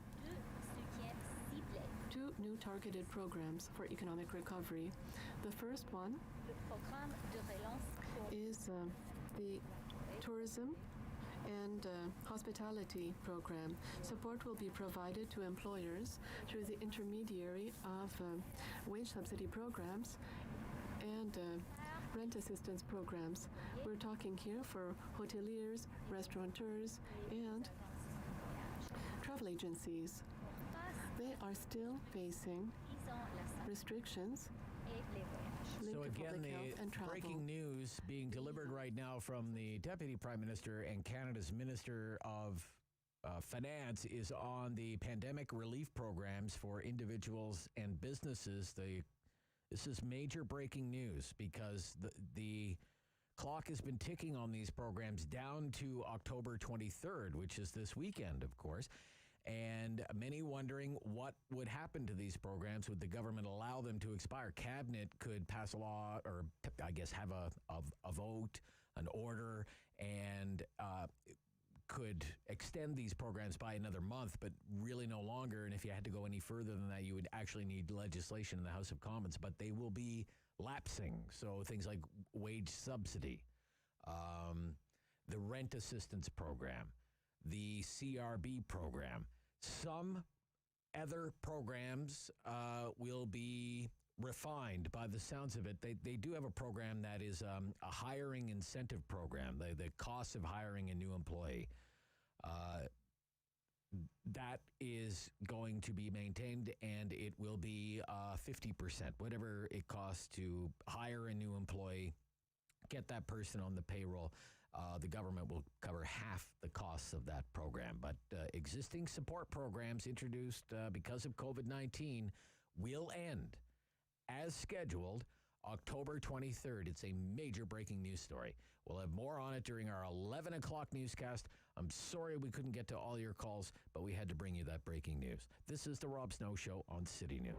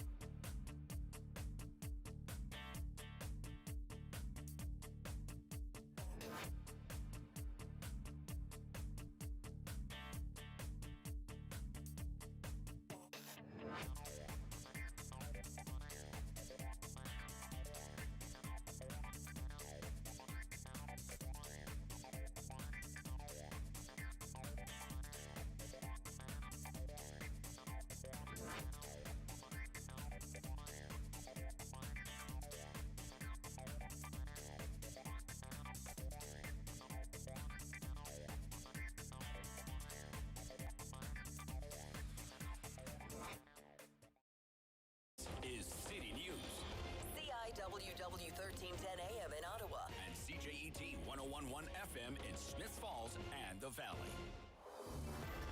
Number one for local news in Ottawa and the Valley. This is City News, now on 1011 FM and 1310 AM. It's Thursday, October 21st. Good morning. I'm Andrew Boyle. Right now in Ottawa, 10 degrees, 12 in Smiths Falls, and here's what's making news in Ottawa and the Valley. Using CHEO as a backdrop, Justin Trudeau says Health Canada is examining the proposal very carefully from Pfizer that will either approve or not the Pfizer shot for children between the ages of 5 and 11. When that is approved, the Prime Minister says, after going through all the testing, the federal government has now secured millions of doses from Pfizer to get those children vaccinated as soon as possible. As for the economic recovery in Canada, 100% of job numbers lost during the pandemic have now been recovered across the country, compared to 78% in the United States, for example. But there are still sectors that are hard hit, like tourism and restaurants. Now, the Deputy Prime Minister, Chrystia Freeland, says there will be some support programs extended now until May 7th. That is, the hiring benefit for one. Companies can use that money. The federal government will pay up to 50% of people's salaries that are hired for certain businesses. But come March, until May 7th, that benefit will cut in half. Those companies or businesses that will be included in this range from tourism to hotel, restaurants, and the travel industry. Cases of COVID in Ontario number 413 today. That's along with 4 more deaths blamed on the virus.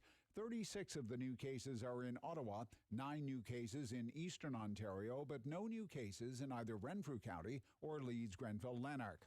Almost 32,000 tests were done for those numbers, 1.6 of them coming back positive. City News Time, 11:02. Now your forecast with meteorologist Jill Taylor. Periods of rain for us today. The high 15 degrees, still above average though. The average high is about 11. Tonight, rain, a gusty northwest wind and down to 6. And then tomorrow, cloudy, cool, some sunny breaks for the afternoon, a gusty northwest wind. But tomorrow's high only 9 degrees. For today, the high 15. And right now it's 10 degrees in Ottawa. It's 12 degrees in Smiths Falls. Just an added note to the Prime Minister's announcement this morning at CHEO. A proof of vaccination certificate will now be standardized across the country, all provinces and territories taking part, and that will be used for international travel as well. 3 people suffered injuries when a car crashed into a Riverside South house this morning. Fire and paramedics called to Summerhill Street. That's between Nightfall and Hawkswood just after 8. A Tesla had slammed into a house, causing what the fire service says was severe damage to the foundation. Ottawa Fire technical teams have been brought in to assess the severity of that damage. Now, 3 people were treated by paramedics, a man in his 30s for a possible fracture and also a chest injury, and 2 children. One sustained a fracture, the other had minor injuries. All 3 are listed in stable condition. A report examining the health impact of climate change says more Canadians than ever are facing serious health risks from things like heat waves and wildfires. More from Canadian Press reporter Roger Ward. Doctors are warning we need to do more to adapt to the reality of a warmer planet. The annual Lancet Countdown study looks at more than 36 markers for human health impacts of climate change. The authors note the heat dome that descended on British Columbia and parts of the prairies in the summer would have been almost impossible without human-caused climate change. Now, the summer heat wave in BC and the prairies responsible for at least 570 deaths in Canada, hundreds more in the United States. I'm Andrew Boyle for News Anytime. Follow up online at ottawa.citynews.ca. The world is changing. So keep up with Rob. The Rob Snow Show returns on Rogers TV and City News, 101.1 FM and 1310 AM. Okay. We have a live news event happening right now here in Ottawa. The Prime Minister, the Deputy Prime Minister, taking questions from the news media. It's at CHEO. A lot of news coming out of this. We're going to join the Prime Minister taking questions right now here in Ottawa at CHEO. This is not necessarily required for the economy, but at the same time, we know that in some places there's a chance, and we hope not, but there's a chance where there might be local outbreaks, and this would require more measures, more lockdown measures. And so we will be there to support people who are directly affected where they are affected. Now, with what we're seeing, it's not logical or required to keep these general supports. We prefer to keep this for people who are going through a local lockdown, but also to help out sectors such as David, arts and culture, just tourism, let me and interrupt here hospitality. so people know what's going on. First of all, they have secured doses of the Pfizer vaccine for the child immunization program when that begins. The big, that's big enough. And then even bigger than that, I think, is the ending of the pandemic support programs, things like the wage subsidy, rent relief, the CRB, set to expire on the 23rd. They will expire. Not all COVID relief programs are going away. There will be, I guess, what you would call refined, more targeted programs to the hardest hit industries. We're going to have reaction to this coming up from both stakeholders and the political side. Pierre Poilievre's going to join us. He's supposed to join us anyway to talk about inflation. I'll ask him about this. But let's go back to the news conference here happening in Ottawa at CHEO. For sectors that are not as hard hit, for example, hotels, restaurants, travel agencies. We will still implement a program to help these businesses. Businesses that have suffered losses of 50 to 75% over the past year. And we will offer aid from 10 to 50%. So programs exist for these businesses that have been hard hit, but there will be less. We know that the economy is starting to recover. And as Mrs. Freeland explained, the total cost from the end of October to May is around $7 billion.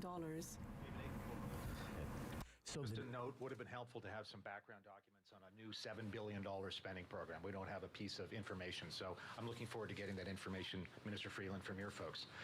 Question about the David A. are available. We don't have them yet. We got lots of stuff on the vaccine passport. It was great to get a briefing and things like that. Okay. Just put that out there first.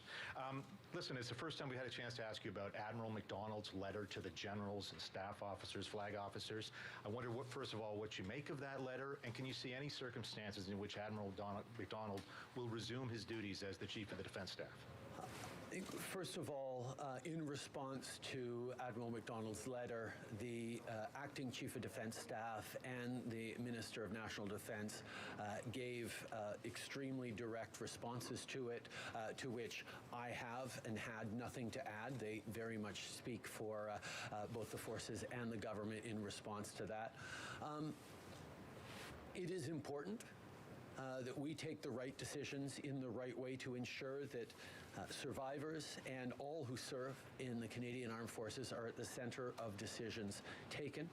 Certainly, the personal views expressed by Admiral McDonald in that letter do not align with what the practice is or approach that we have of putting victims and survivors at the center of everything we do, and it will be taken into account as we make a final determination on the permanent post of Chief of Defense Staff. You said before, we've asked about some of the issues with the military that they don't get it, I think, was roughly some of the, they're not getting the problem here. And yet, your government is still allowing the military to try to solve the problem.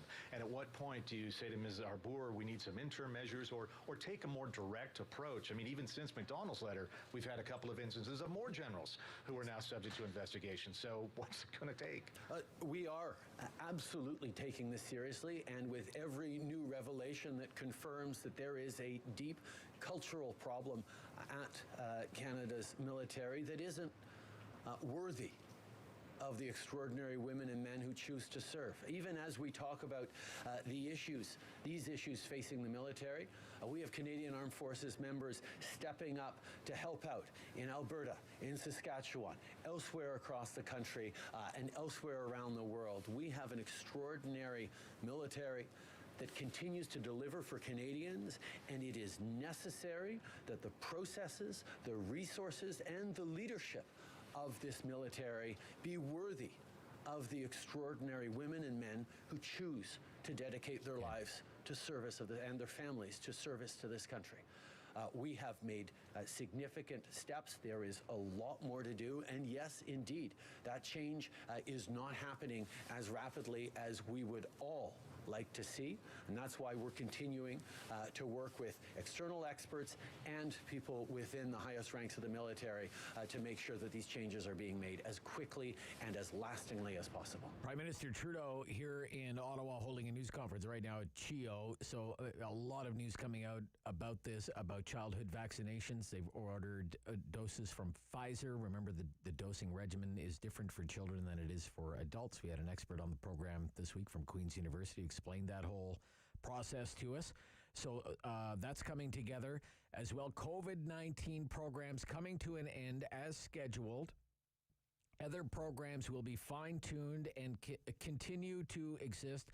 About $7 billion worth of spending between now and May. We'll have more details upcoming on that at 11:30. Now, in the meantime, from the Government of Ontario, from the Minister of Labour today, we expect to hear something on foreign credentials. Immigrants to Ontario who qualify for certain trades and professions are no longer going to have to gain job experience in the province to receive work certification under legislation to be introduced by the Ford government. Gathering reaction to this news now, Henry Nkanko joins me now. He's Director, Hire Immigrants Ottawa. Good morning. Good morning, Rob. It's very nice to hear from you. What are you hoping to see? What do you think would be a good policy from the Ontario government so we can remove some of the barriers for immigrants seeking employment in their preferred profession, their preferred trades? Well, this policy announcement is what is welcome news. It helps address some of the barriers that internationally trained individuals face entering the labor market, especially in the regulated professions. But as you would notice, there is a list that comes with this policy. It doesn't cover all regulated professions. It includes engineers, architects, plumbers, electricians, accountants, among others. And so we would like to see this extended to other professions. And I should also remind you and also bring this to listeners' attention that this is work that is ongoing. The Ontario Human Rights Commission, as far back as 2013, did release a policy around the requirements for Canadian experience, drawing employers' attention to the fact that this would violate the Human Rights Code because it's grounds for discrimination, and also highlight that under very specific conditions should this requirement be made for as a requirement for people getting their licenses. So this is a good step, but it's not enough.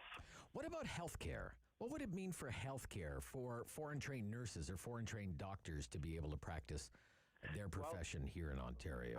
Would it help that situation, sir? Well, it would help, but we also need to recognize that different jurisdictions have different training programs. And we want to make sure that people who enter the profession have the requisite qualifications to provide a service. And you and I wouldn't want somebody who is not qualified operating upon us. That said, we need to make sure that we do provide within the requirements for licensing processes that enable people to be able to get into the profession within a short period of time. So rather than requiring people to have that work experience, and then it becomes the chicken and egg, you need to give somebody the work experience in order to have it to be able to be employed. So if you don't provide an opportunity for them to gain the work experience and make it a requirement, how are they going to get this? So we need to look at other modes of assessment where, as part of their processes of going through licensure, we provide opportunities for them, like we do with apprenticeship programs, where they have the opportunity to learn on the job. And then once they successfully demonstrate that they have the requisite skills, they can be fully licensed. So for healthcare professionals, we can provide those kinds of opportunities where they work, just like with doctors would understudy a specialist for a certain number of years. We do the same thing. So we need to look at the whole process to make sure that this is something that works. But again, if we look at healthcare, it's a wide range of different skill sets. Sure. And so we can look at those and identify those skill sets that we do not even require to put this burden on immigrants coming in to have that Canadian experience and include them onto this list that was just announced by the minister. This is not a new issue, Mr. Nkonko. This has been an issue for as long as I've been around. With the old story of the immigrant-trained engineer who's driving a taxi in Ottawa, for example. I mean, how many times have we heard that story?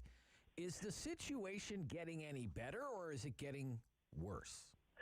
Over the years, it's gotten a little better, but not where we would like to see it, where people don't have these barriers. We've had the work that the Fairness Commissioner is done. There's also the in helping review these processes and working with regulatory bodies to streamline the licensure processes. So we've seen over the years through the Fairness Commissioner's office that the processes have improved somewhat, providing clear pathways that people know how long it would take them, what steps they need to go through in order to get their licenses. And other regulatory bodies have moved faster in this regard. Others are a bit slow in catching up. But there's still a lot of work that we need to do. And in this respect, with the announcement that the minister made, legislation is good, but it's not enough. There's still a lot of education that is required to make sure that employers understand this. They have the tools and the supports they need to make this happen. And I should also add that while this is specifically for the regulated professions, there are several immigrants who come into this country who are not within the regulated professions, but also face this barrier of requirement to demonstrate a Canadian work experience. And so the issue is bigger than just the regulated professions. Okay. It's widespread. Yes. And a lot of employer education is needed. A lot of support is needed in the way people do recruitment. Sometimes it's just the proxy employers use to mitigate the uncertainty they have about the qualifications people have. But there are processes that employers can use to help them mitigate these concerns they have in their recruitment processes. I would like to ask you, as someone who is immersed in this, trying to find employment opportunities for immigrants here in Ottawa, the premier he created a lot of controversy this week when he said, we have a lot of job openings and we need a lot of immigrants, but we don't want immigrants who are going to, quote, be on the dole. In other words, collect welfare. Were you offended by that? What did you think of that remark, sir? Well, Rob, the reality is we have an immigration process in this country. Somebody just doesn't pick up their bag from their home country and buy a plane ticket and arrive in Canada. We go through a process, and that process is such that individuals have to meet a certain burden of proof to show that they're able to be productive members of our society to come in. And we know the skills sets that immigrants have that Canadians are looking for. And so when you come in, if you look at the economic stream that we bring in several hundreds and thousands of immigrants, they have to demonstrate financial capacity in order to be admitted into this country. When people come in, even through the refugee streams, where private individuals are supporting them, they also need to demonstrate that they have the capacity to be able to support them, as well as those who come in through family sponsorship.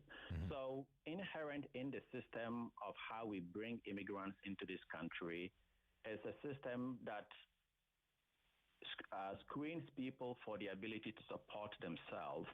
And we know that immigrants come to this country looking for a better life for themselves.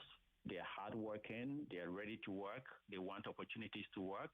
And the work that we are doing is to help make sure that we are breaking down barriers to enable them to find those meaningful jobs that they get paid for the productive services that they deliver. They would pay taxes. Our community becomes better. Their own personal circumstances are also better. So at the end of the day, it's a win-win-win situation for everyone. Thank you for your time. It's greatly appreciated. I hope we can call upon you again. Yes, sir. Thanks. Henry Okonkwo, Director, Hire Immigrants, Ottawa. Be right back. This is the Rob Snow Show on City News.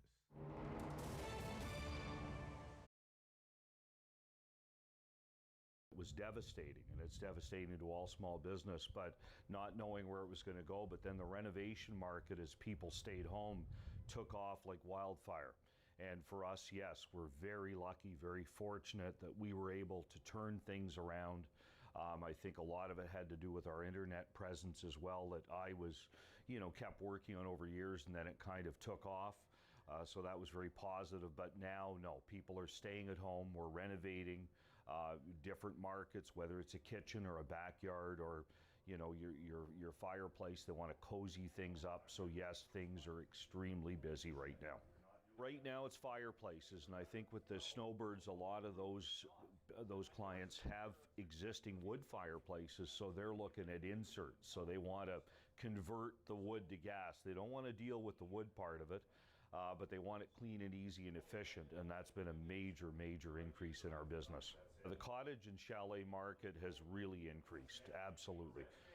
We see that people, that's their staycation now, is either the backyard or their cottage with their close bubble of family. So there's no question that we've seen a big, big increase in that area as well. I've seen a change in the backyard because now the staycation, from my past being in the pool business, one of our great clients was in the other day, and he's in the pool business. He's booking for 2022 for in-ground pools, okay? So I think what's happened now is that's brought everybody back home, and I think maybe down the road, maybe 3, 4, 5 years from now, we're still going to see people spending time in their backyards and staying home more. The barbecue area, really, we call it the backyard.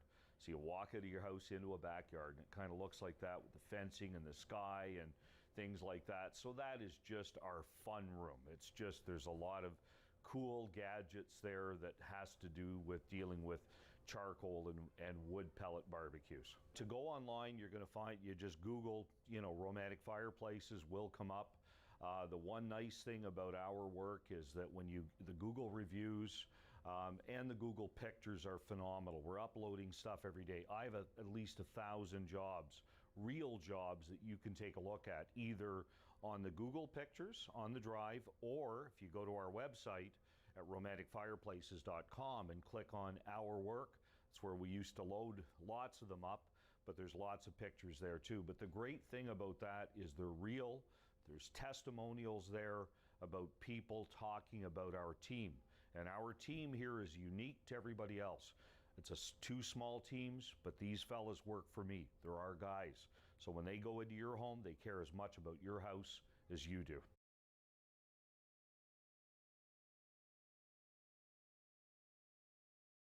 There. Fun. The Rob Snow Show returns on Rogers TV and City News, 101.1 FM and 1310 AM. So let's get some immediate reaction from the business community here on this international vaccine passport as announced today by Mr. Trudeau. It's a great pleasure to have back on my program.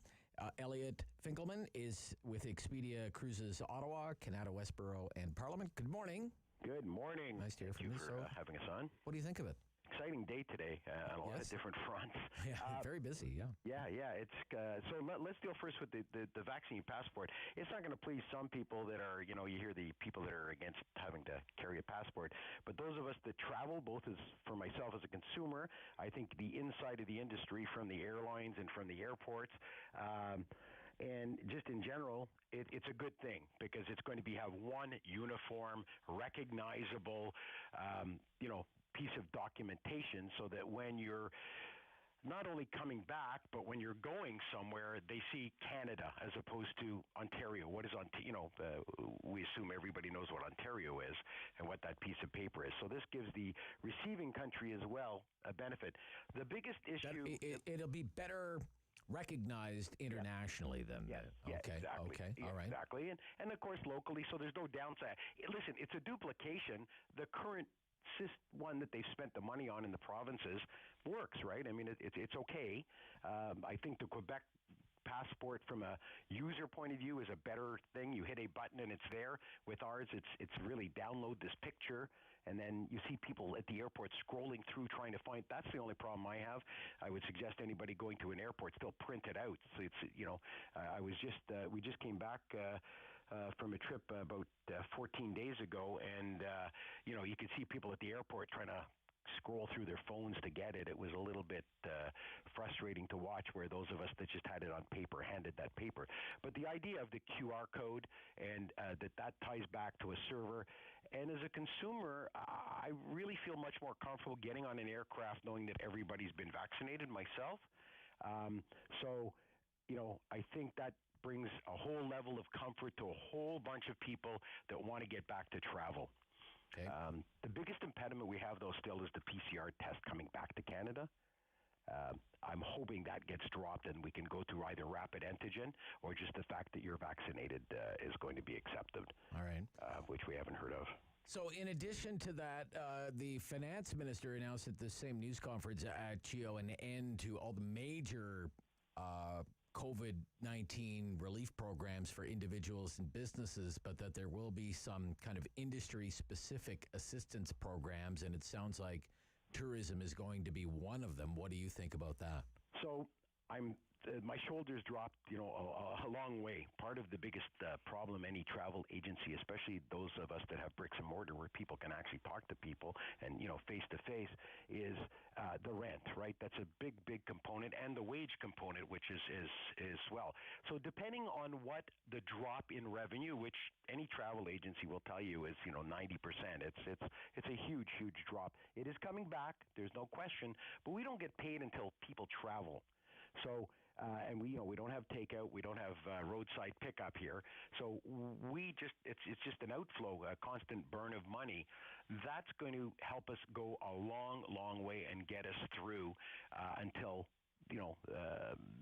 when things come back, which they are, and it's just we need that, and the next 6 months will be the telltale. So I'm very, very excited about it. It looks good. The only caveat I have right now is I need to see the nitty gritty. We did have some programs once that were attached to tourism, but for some reason travel agencies didn't fall in tourism. But I understand from our I don't want to call them lobbying groups, but there's things like the Association of Canadian Travelers, Travel Agents, the ACTA. They've done a lot of advocacy work for us, along with our own advocacy, and they made it. They're pretty clear that we're going to benefit from this. So I think that's going to help us out a lot. And any other industry that's in that high risk, thing. I'm not sure the others. I haven't investigated those, but for travel industry, it's going to be a great thing, and the tourism industry too. A lot of the hotels up in the valley and tour operators that weren't able to work will have some assistance, which is great. Okay, thanks, Elliot. Good to hear from you. Thanks, Rob. Yep, some immediate reaction from the industry on some of the announcements coming out of the Prime Minister's news conference today. Elliot Finkelman of Expedia Cruises Ottawa. This is the Rob Snow Show. We're back right after the news, talking about the inflation report and the price of groceries. This is City News.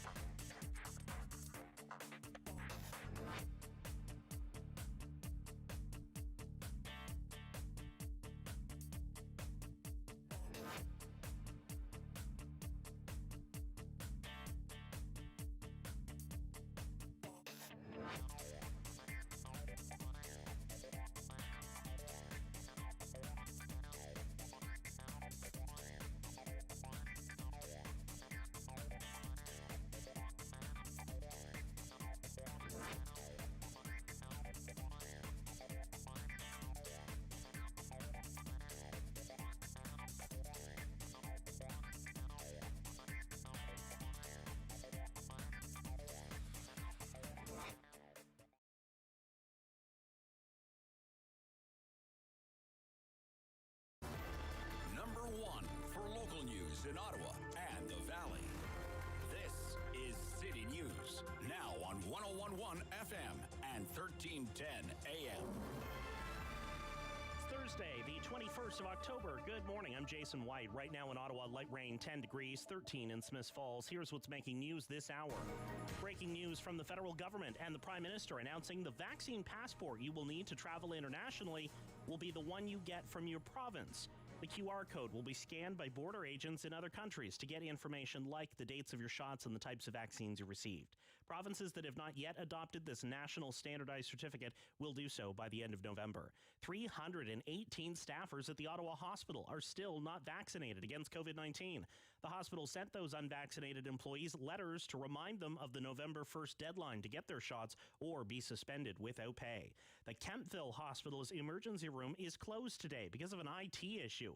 The problem began overnight. The Kemptville Hospital ER closed at 7 this morning until further notice. Outpatient x-rays and ultrasounds are also on hold right now, but day surgeries are going ahead. 3 people hurt by a car slamming into a house in Riverside South. Firefighters called to Summerhill Street between Nightfall and Hawkswood. A Tesla crashed into the house, causing significant damage to the home's foundation and an exterior wall. A man in his 30s and 2 children treated by paramedics. They are stable. Ottawa Fire technical teams are assessing the severity of the damage to the house. City News Time, 11:32. I'm Jason White. For news anytime, follow up online at ottawa.citynews.ca. He's a pillar of community opinion. The Rob Snow Show returns on Rogers TV and City News. 101.1 FM and 1310 AM. So let's revisit the blockbuster report from Statistics Canada yesterday on the cost of living. A major driver for that 4.4% year-over-year increase for September, increasing prices for food, higher prices for food. Professor Sylvain Charlebois is back with me, Professor of Food Distribution Policy, Dalhousie University. Good morning, Professor. That would be me. Good morning. This is right up your alley. I've never seen so many economists on the news last night. Yeah. So what's happening with the food supply in Canada, sir? Why are prices so high? Let's put it this way: it's like steering a cruise ship with paddles, essentially. With paddles, you can picture that. That's basically what's going on. So it's not. So the cruise ship, just to be clear, the cruise ship is not the Titanic either. So we're going somewhere. We're floating. It's moving, but very, very slowly. We need to appreciate the fact that the entire global economy just shut down last year. To restart everything is very difficult, and of course, amid all this is the virus affecting different markets in many different ways at different times. Like, look at the UK right now, 50,000 cases a day. So when you're food traveling on a ship or on a truck, you're subject to new protocols, changing protocols, and sometimes protocols change overnight. I mean, at some point, you got to realize, well, it will take time to get food to whatever destination you're aiming for, and that applies for everything in the economy. But food is we've been okay so far in North America because it is North America. We only have 2 borders between 3 countries, and we do produce a lot of food in North America. So we're doing okay, but when you look at a continent like Europe or Australia or other places, things logistically do get more complicated. It certainly seems that a lot of the price pressure is concentrated in, let's face it, processing animals, right? It's the meat side of the food equation. Overall, the price for meat was up 9.5%. And then you dig a little deeper into the numbers. Fresh frozen chicken, 10% increase. Beef prices, fresh or frozen, up 13%. Pork up 9.5%. Processed meat, 6.2%. And bacon, my gosh, 20% increase year over year in the price of bacon. What's going on there, do you think, Professor? Why such dramatic increases on the meat production side of the food economy? Well, I mean, so feeding livestock is more expensive. Okay. The grain market has been a problem since March, I would say, but it takes a while before we start seeing retail prices being impacted by what goes on at farm gates. So that's kind of what's going on there. There's been several shutdowns in processing as well. Salaries are also going up. It's great to feed cattle or livestock, but at some point you have to process that meat. And what we're seeing right now, not only in Canada but around the world, workers, people working in those plants are earning more. They're asking for more and they're getting more, which is great news for employees. But in a high volume, low margin environment, you have to adjust your prices. You just can't continue. So, and that's why we're seeing changes. And frankly, I would say over the summer, what I was seeing was an industry trying to spare the consumer, not to shock them. But incrementally, prices are going to go up. So if you think that prices are high now, food prices that is, wait until, say, midwinter. I think things will get even more expensive at the grocery store by the time we get to, say, March of 2022. And well, that's because of input costs, labor costs, energy costs, Professor? I'd say there are three main factors. One, the grain market. Futures are way up. Yeah. So that's really one thing. The other thing is labor. Labor is huge, and the third one is our logistics, transportation. So logistics, yeah. Transporting anything on water or on land is going to cost more, and we're looking at a barrel of oil worth $100 by the time we get to Christmas. And so energy costs are going to be impacting food prices eventually, because we do move a lot of products in North America on 4 or 6 wheels. Yeah, and drying grain is a very energy intensive business, right? Yeah, absolutely. And so all of this, farmers are price takers, so if their cost increase doesn't mean that they're charging more, but the grain market will drive inflation. And that's kind of what's going on right now. And but energy costs, at some point, grocers will look at their bills and will renegotiate terms with their vendors and say, well, we have no choice. And that's what we're seeing more companies like Unilever, Procter & Gamble, Pepsi-Cola, Coca-Cola. They're all out there communicating to the public. Even Kraft Heinz last week said, you know what, Mr. and Mrs. Consumer, you're going to pay more. You got to accept this new reality. Things are going to cost more. Yeah. And those are the big ones.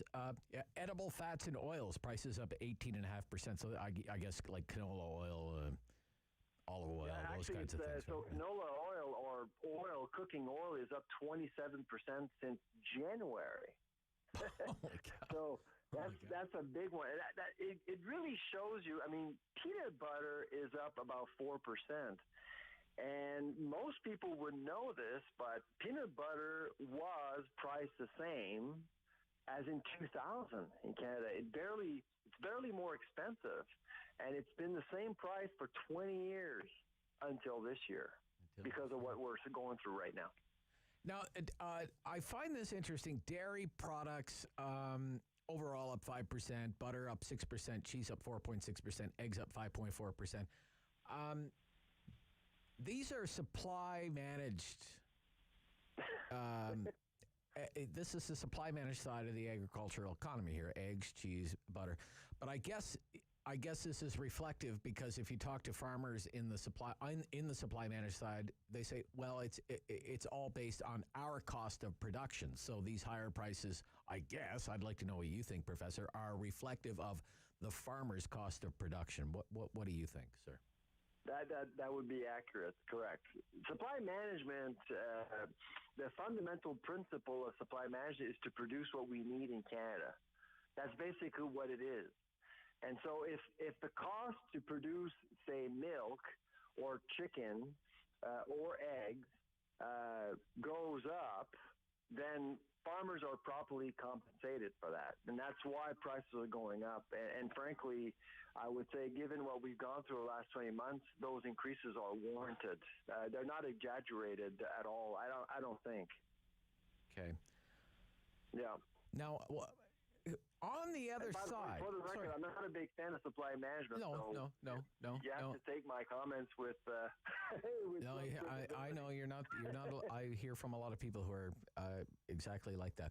But I was quite surprised, just given everything. California is going through this terrible drought, and even parts of Canada, northern Ontario, west, like terrible drought. But nevertheless, fresh vegetable prices declined in September, down 3.2%. And like the tomatoes is this great anomaly. Like the price of tomatoes down 26%. What's going on there, Professor? What do you think? Like, fresh vegetables. It's like totally contrary to what's going on the protein side. So.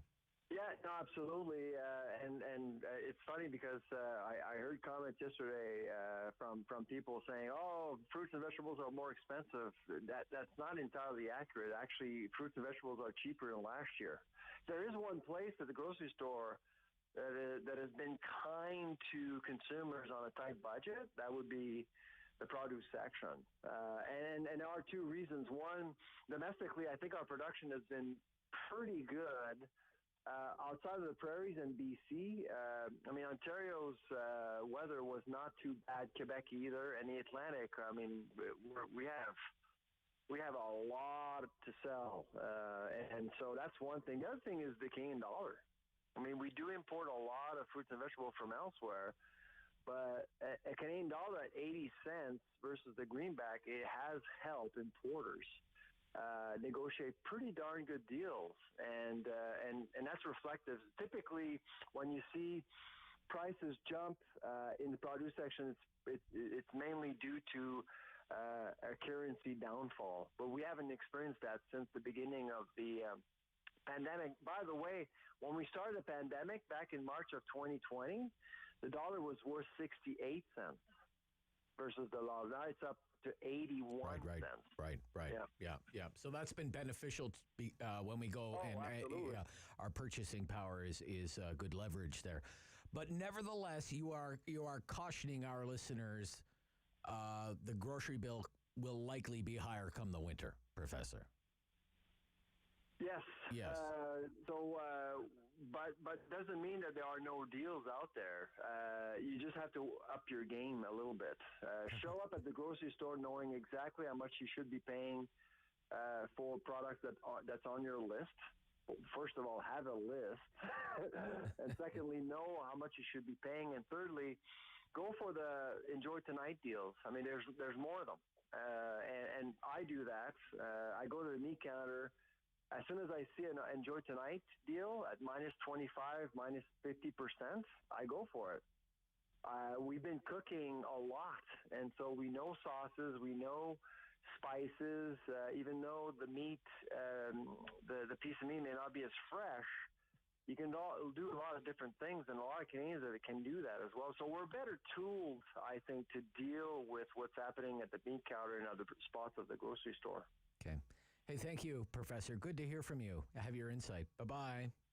Take care. Yeah. Bye. Sylvain Charlebois, Professor of Food at Dalhousie University. This is City News. The Rob Snow Show, brought to you by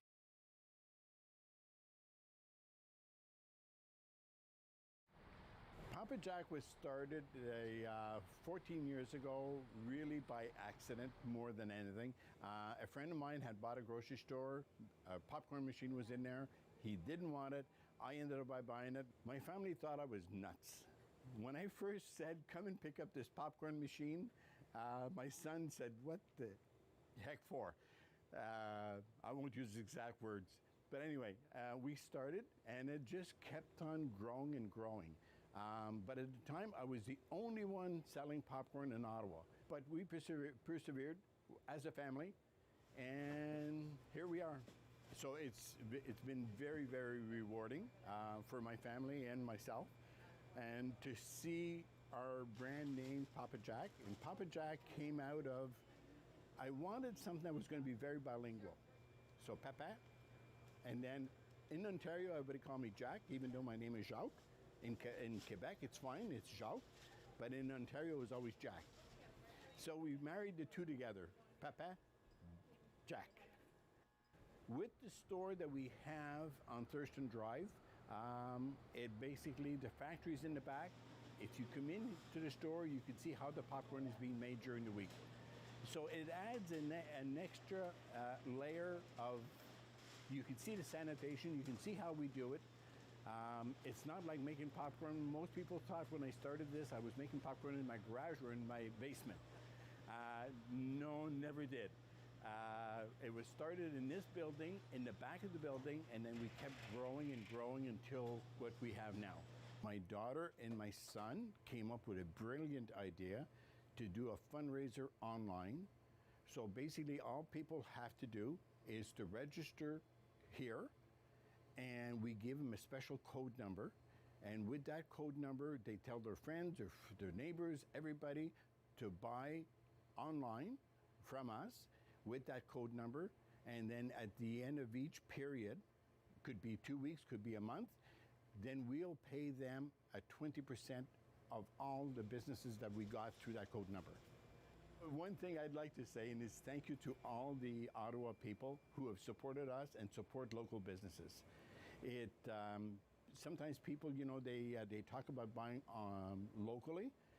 Now it becomes that much more important to buy locally, to support your local businesses, because not too many of them are going to survive this. We're fortunate that we're so far so good.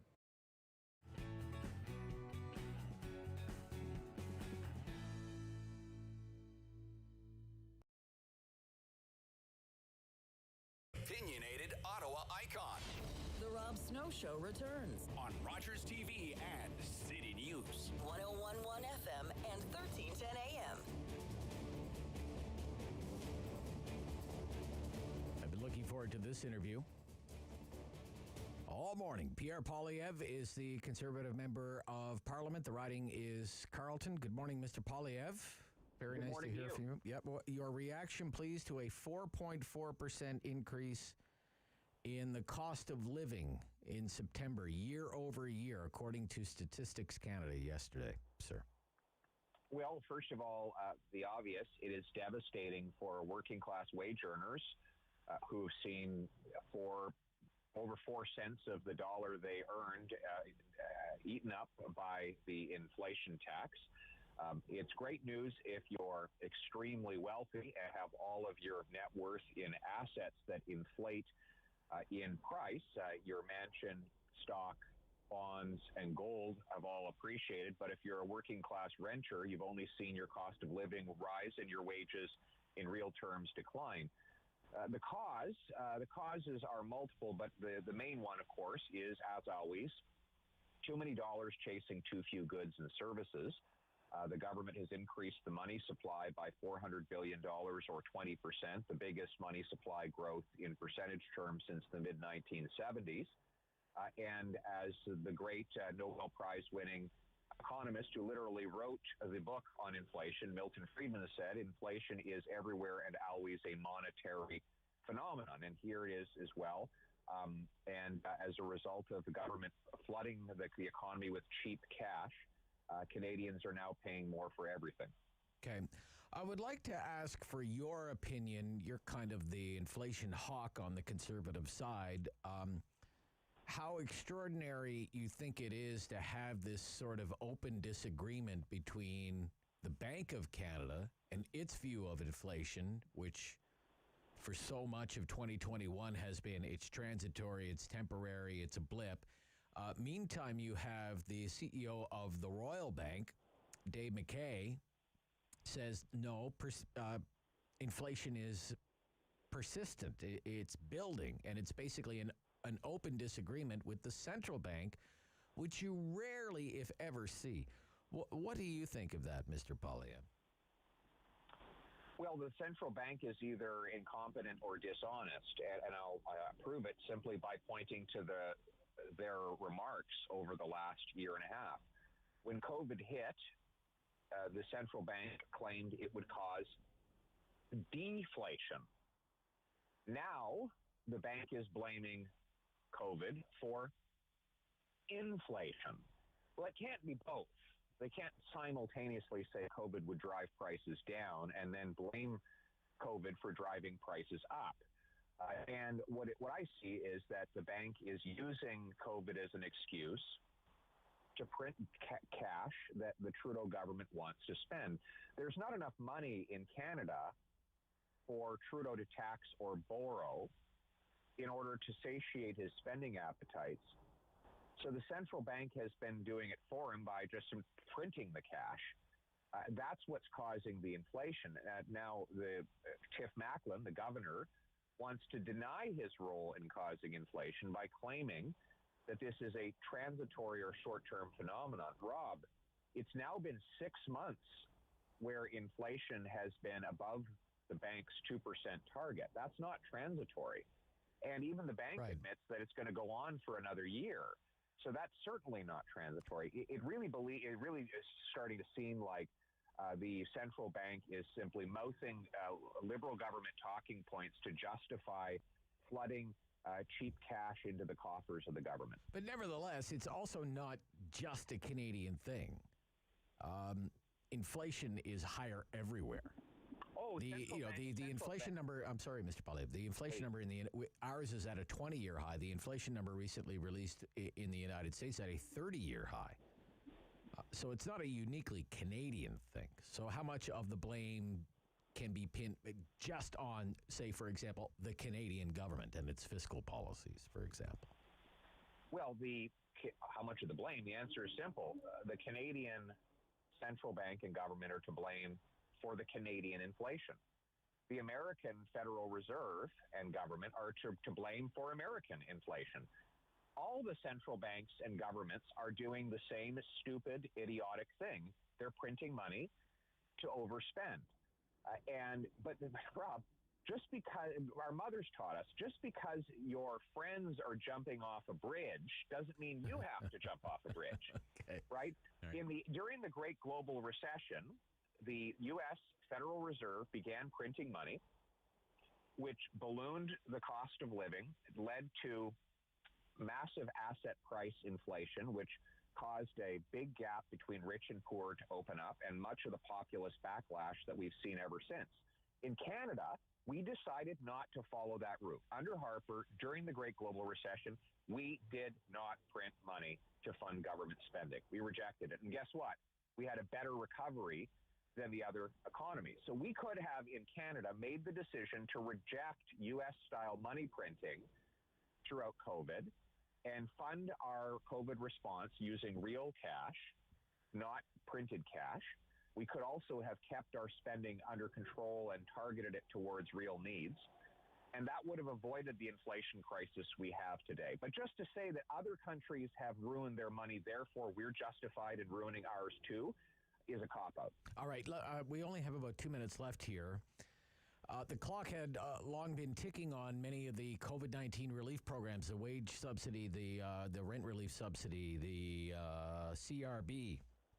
The finance minister has just announced they will expire. However, there will be sort of targeted programs, $7 billion worth of targeted programs between now and May. What is your reaction to that revelation today? Well, I have to study her new proposal. There's no doubt that the CERB and the replacement CRB and the other income programs that were designed for a shutdown economy should have ended a long time ago. We're paying people not to work at a time when there are over 500,000 vacant jobs and almost every sector in the economy is legally allowed to open.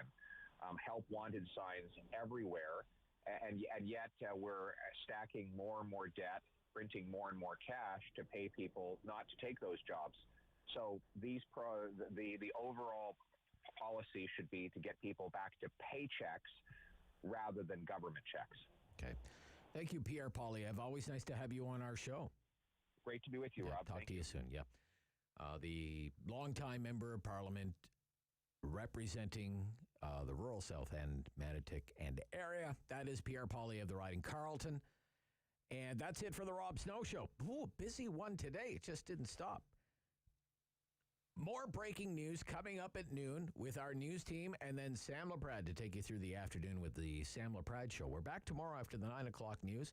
We'll do the Friday free-for-all as well tomorrow during our talkback hour. Hope you'll be part of the discussion at 750-1310. This is City News. The Rob Snow Show. Tune in.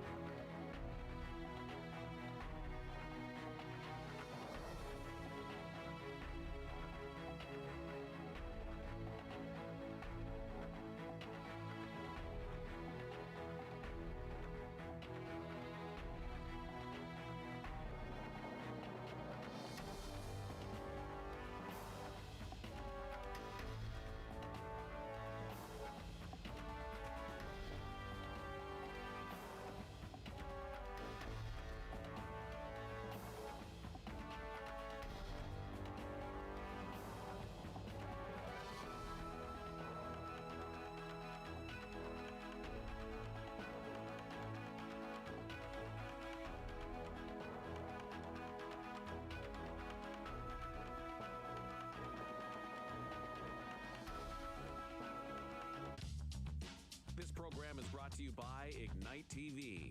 Now you're in command. Visit Rogers.com for more details.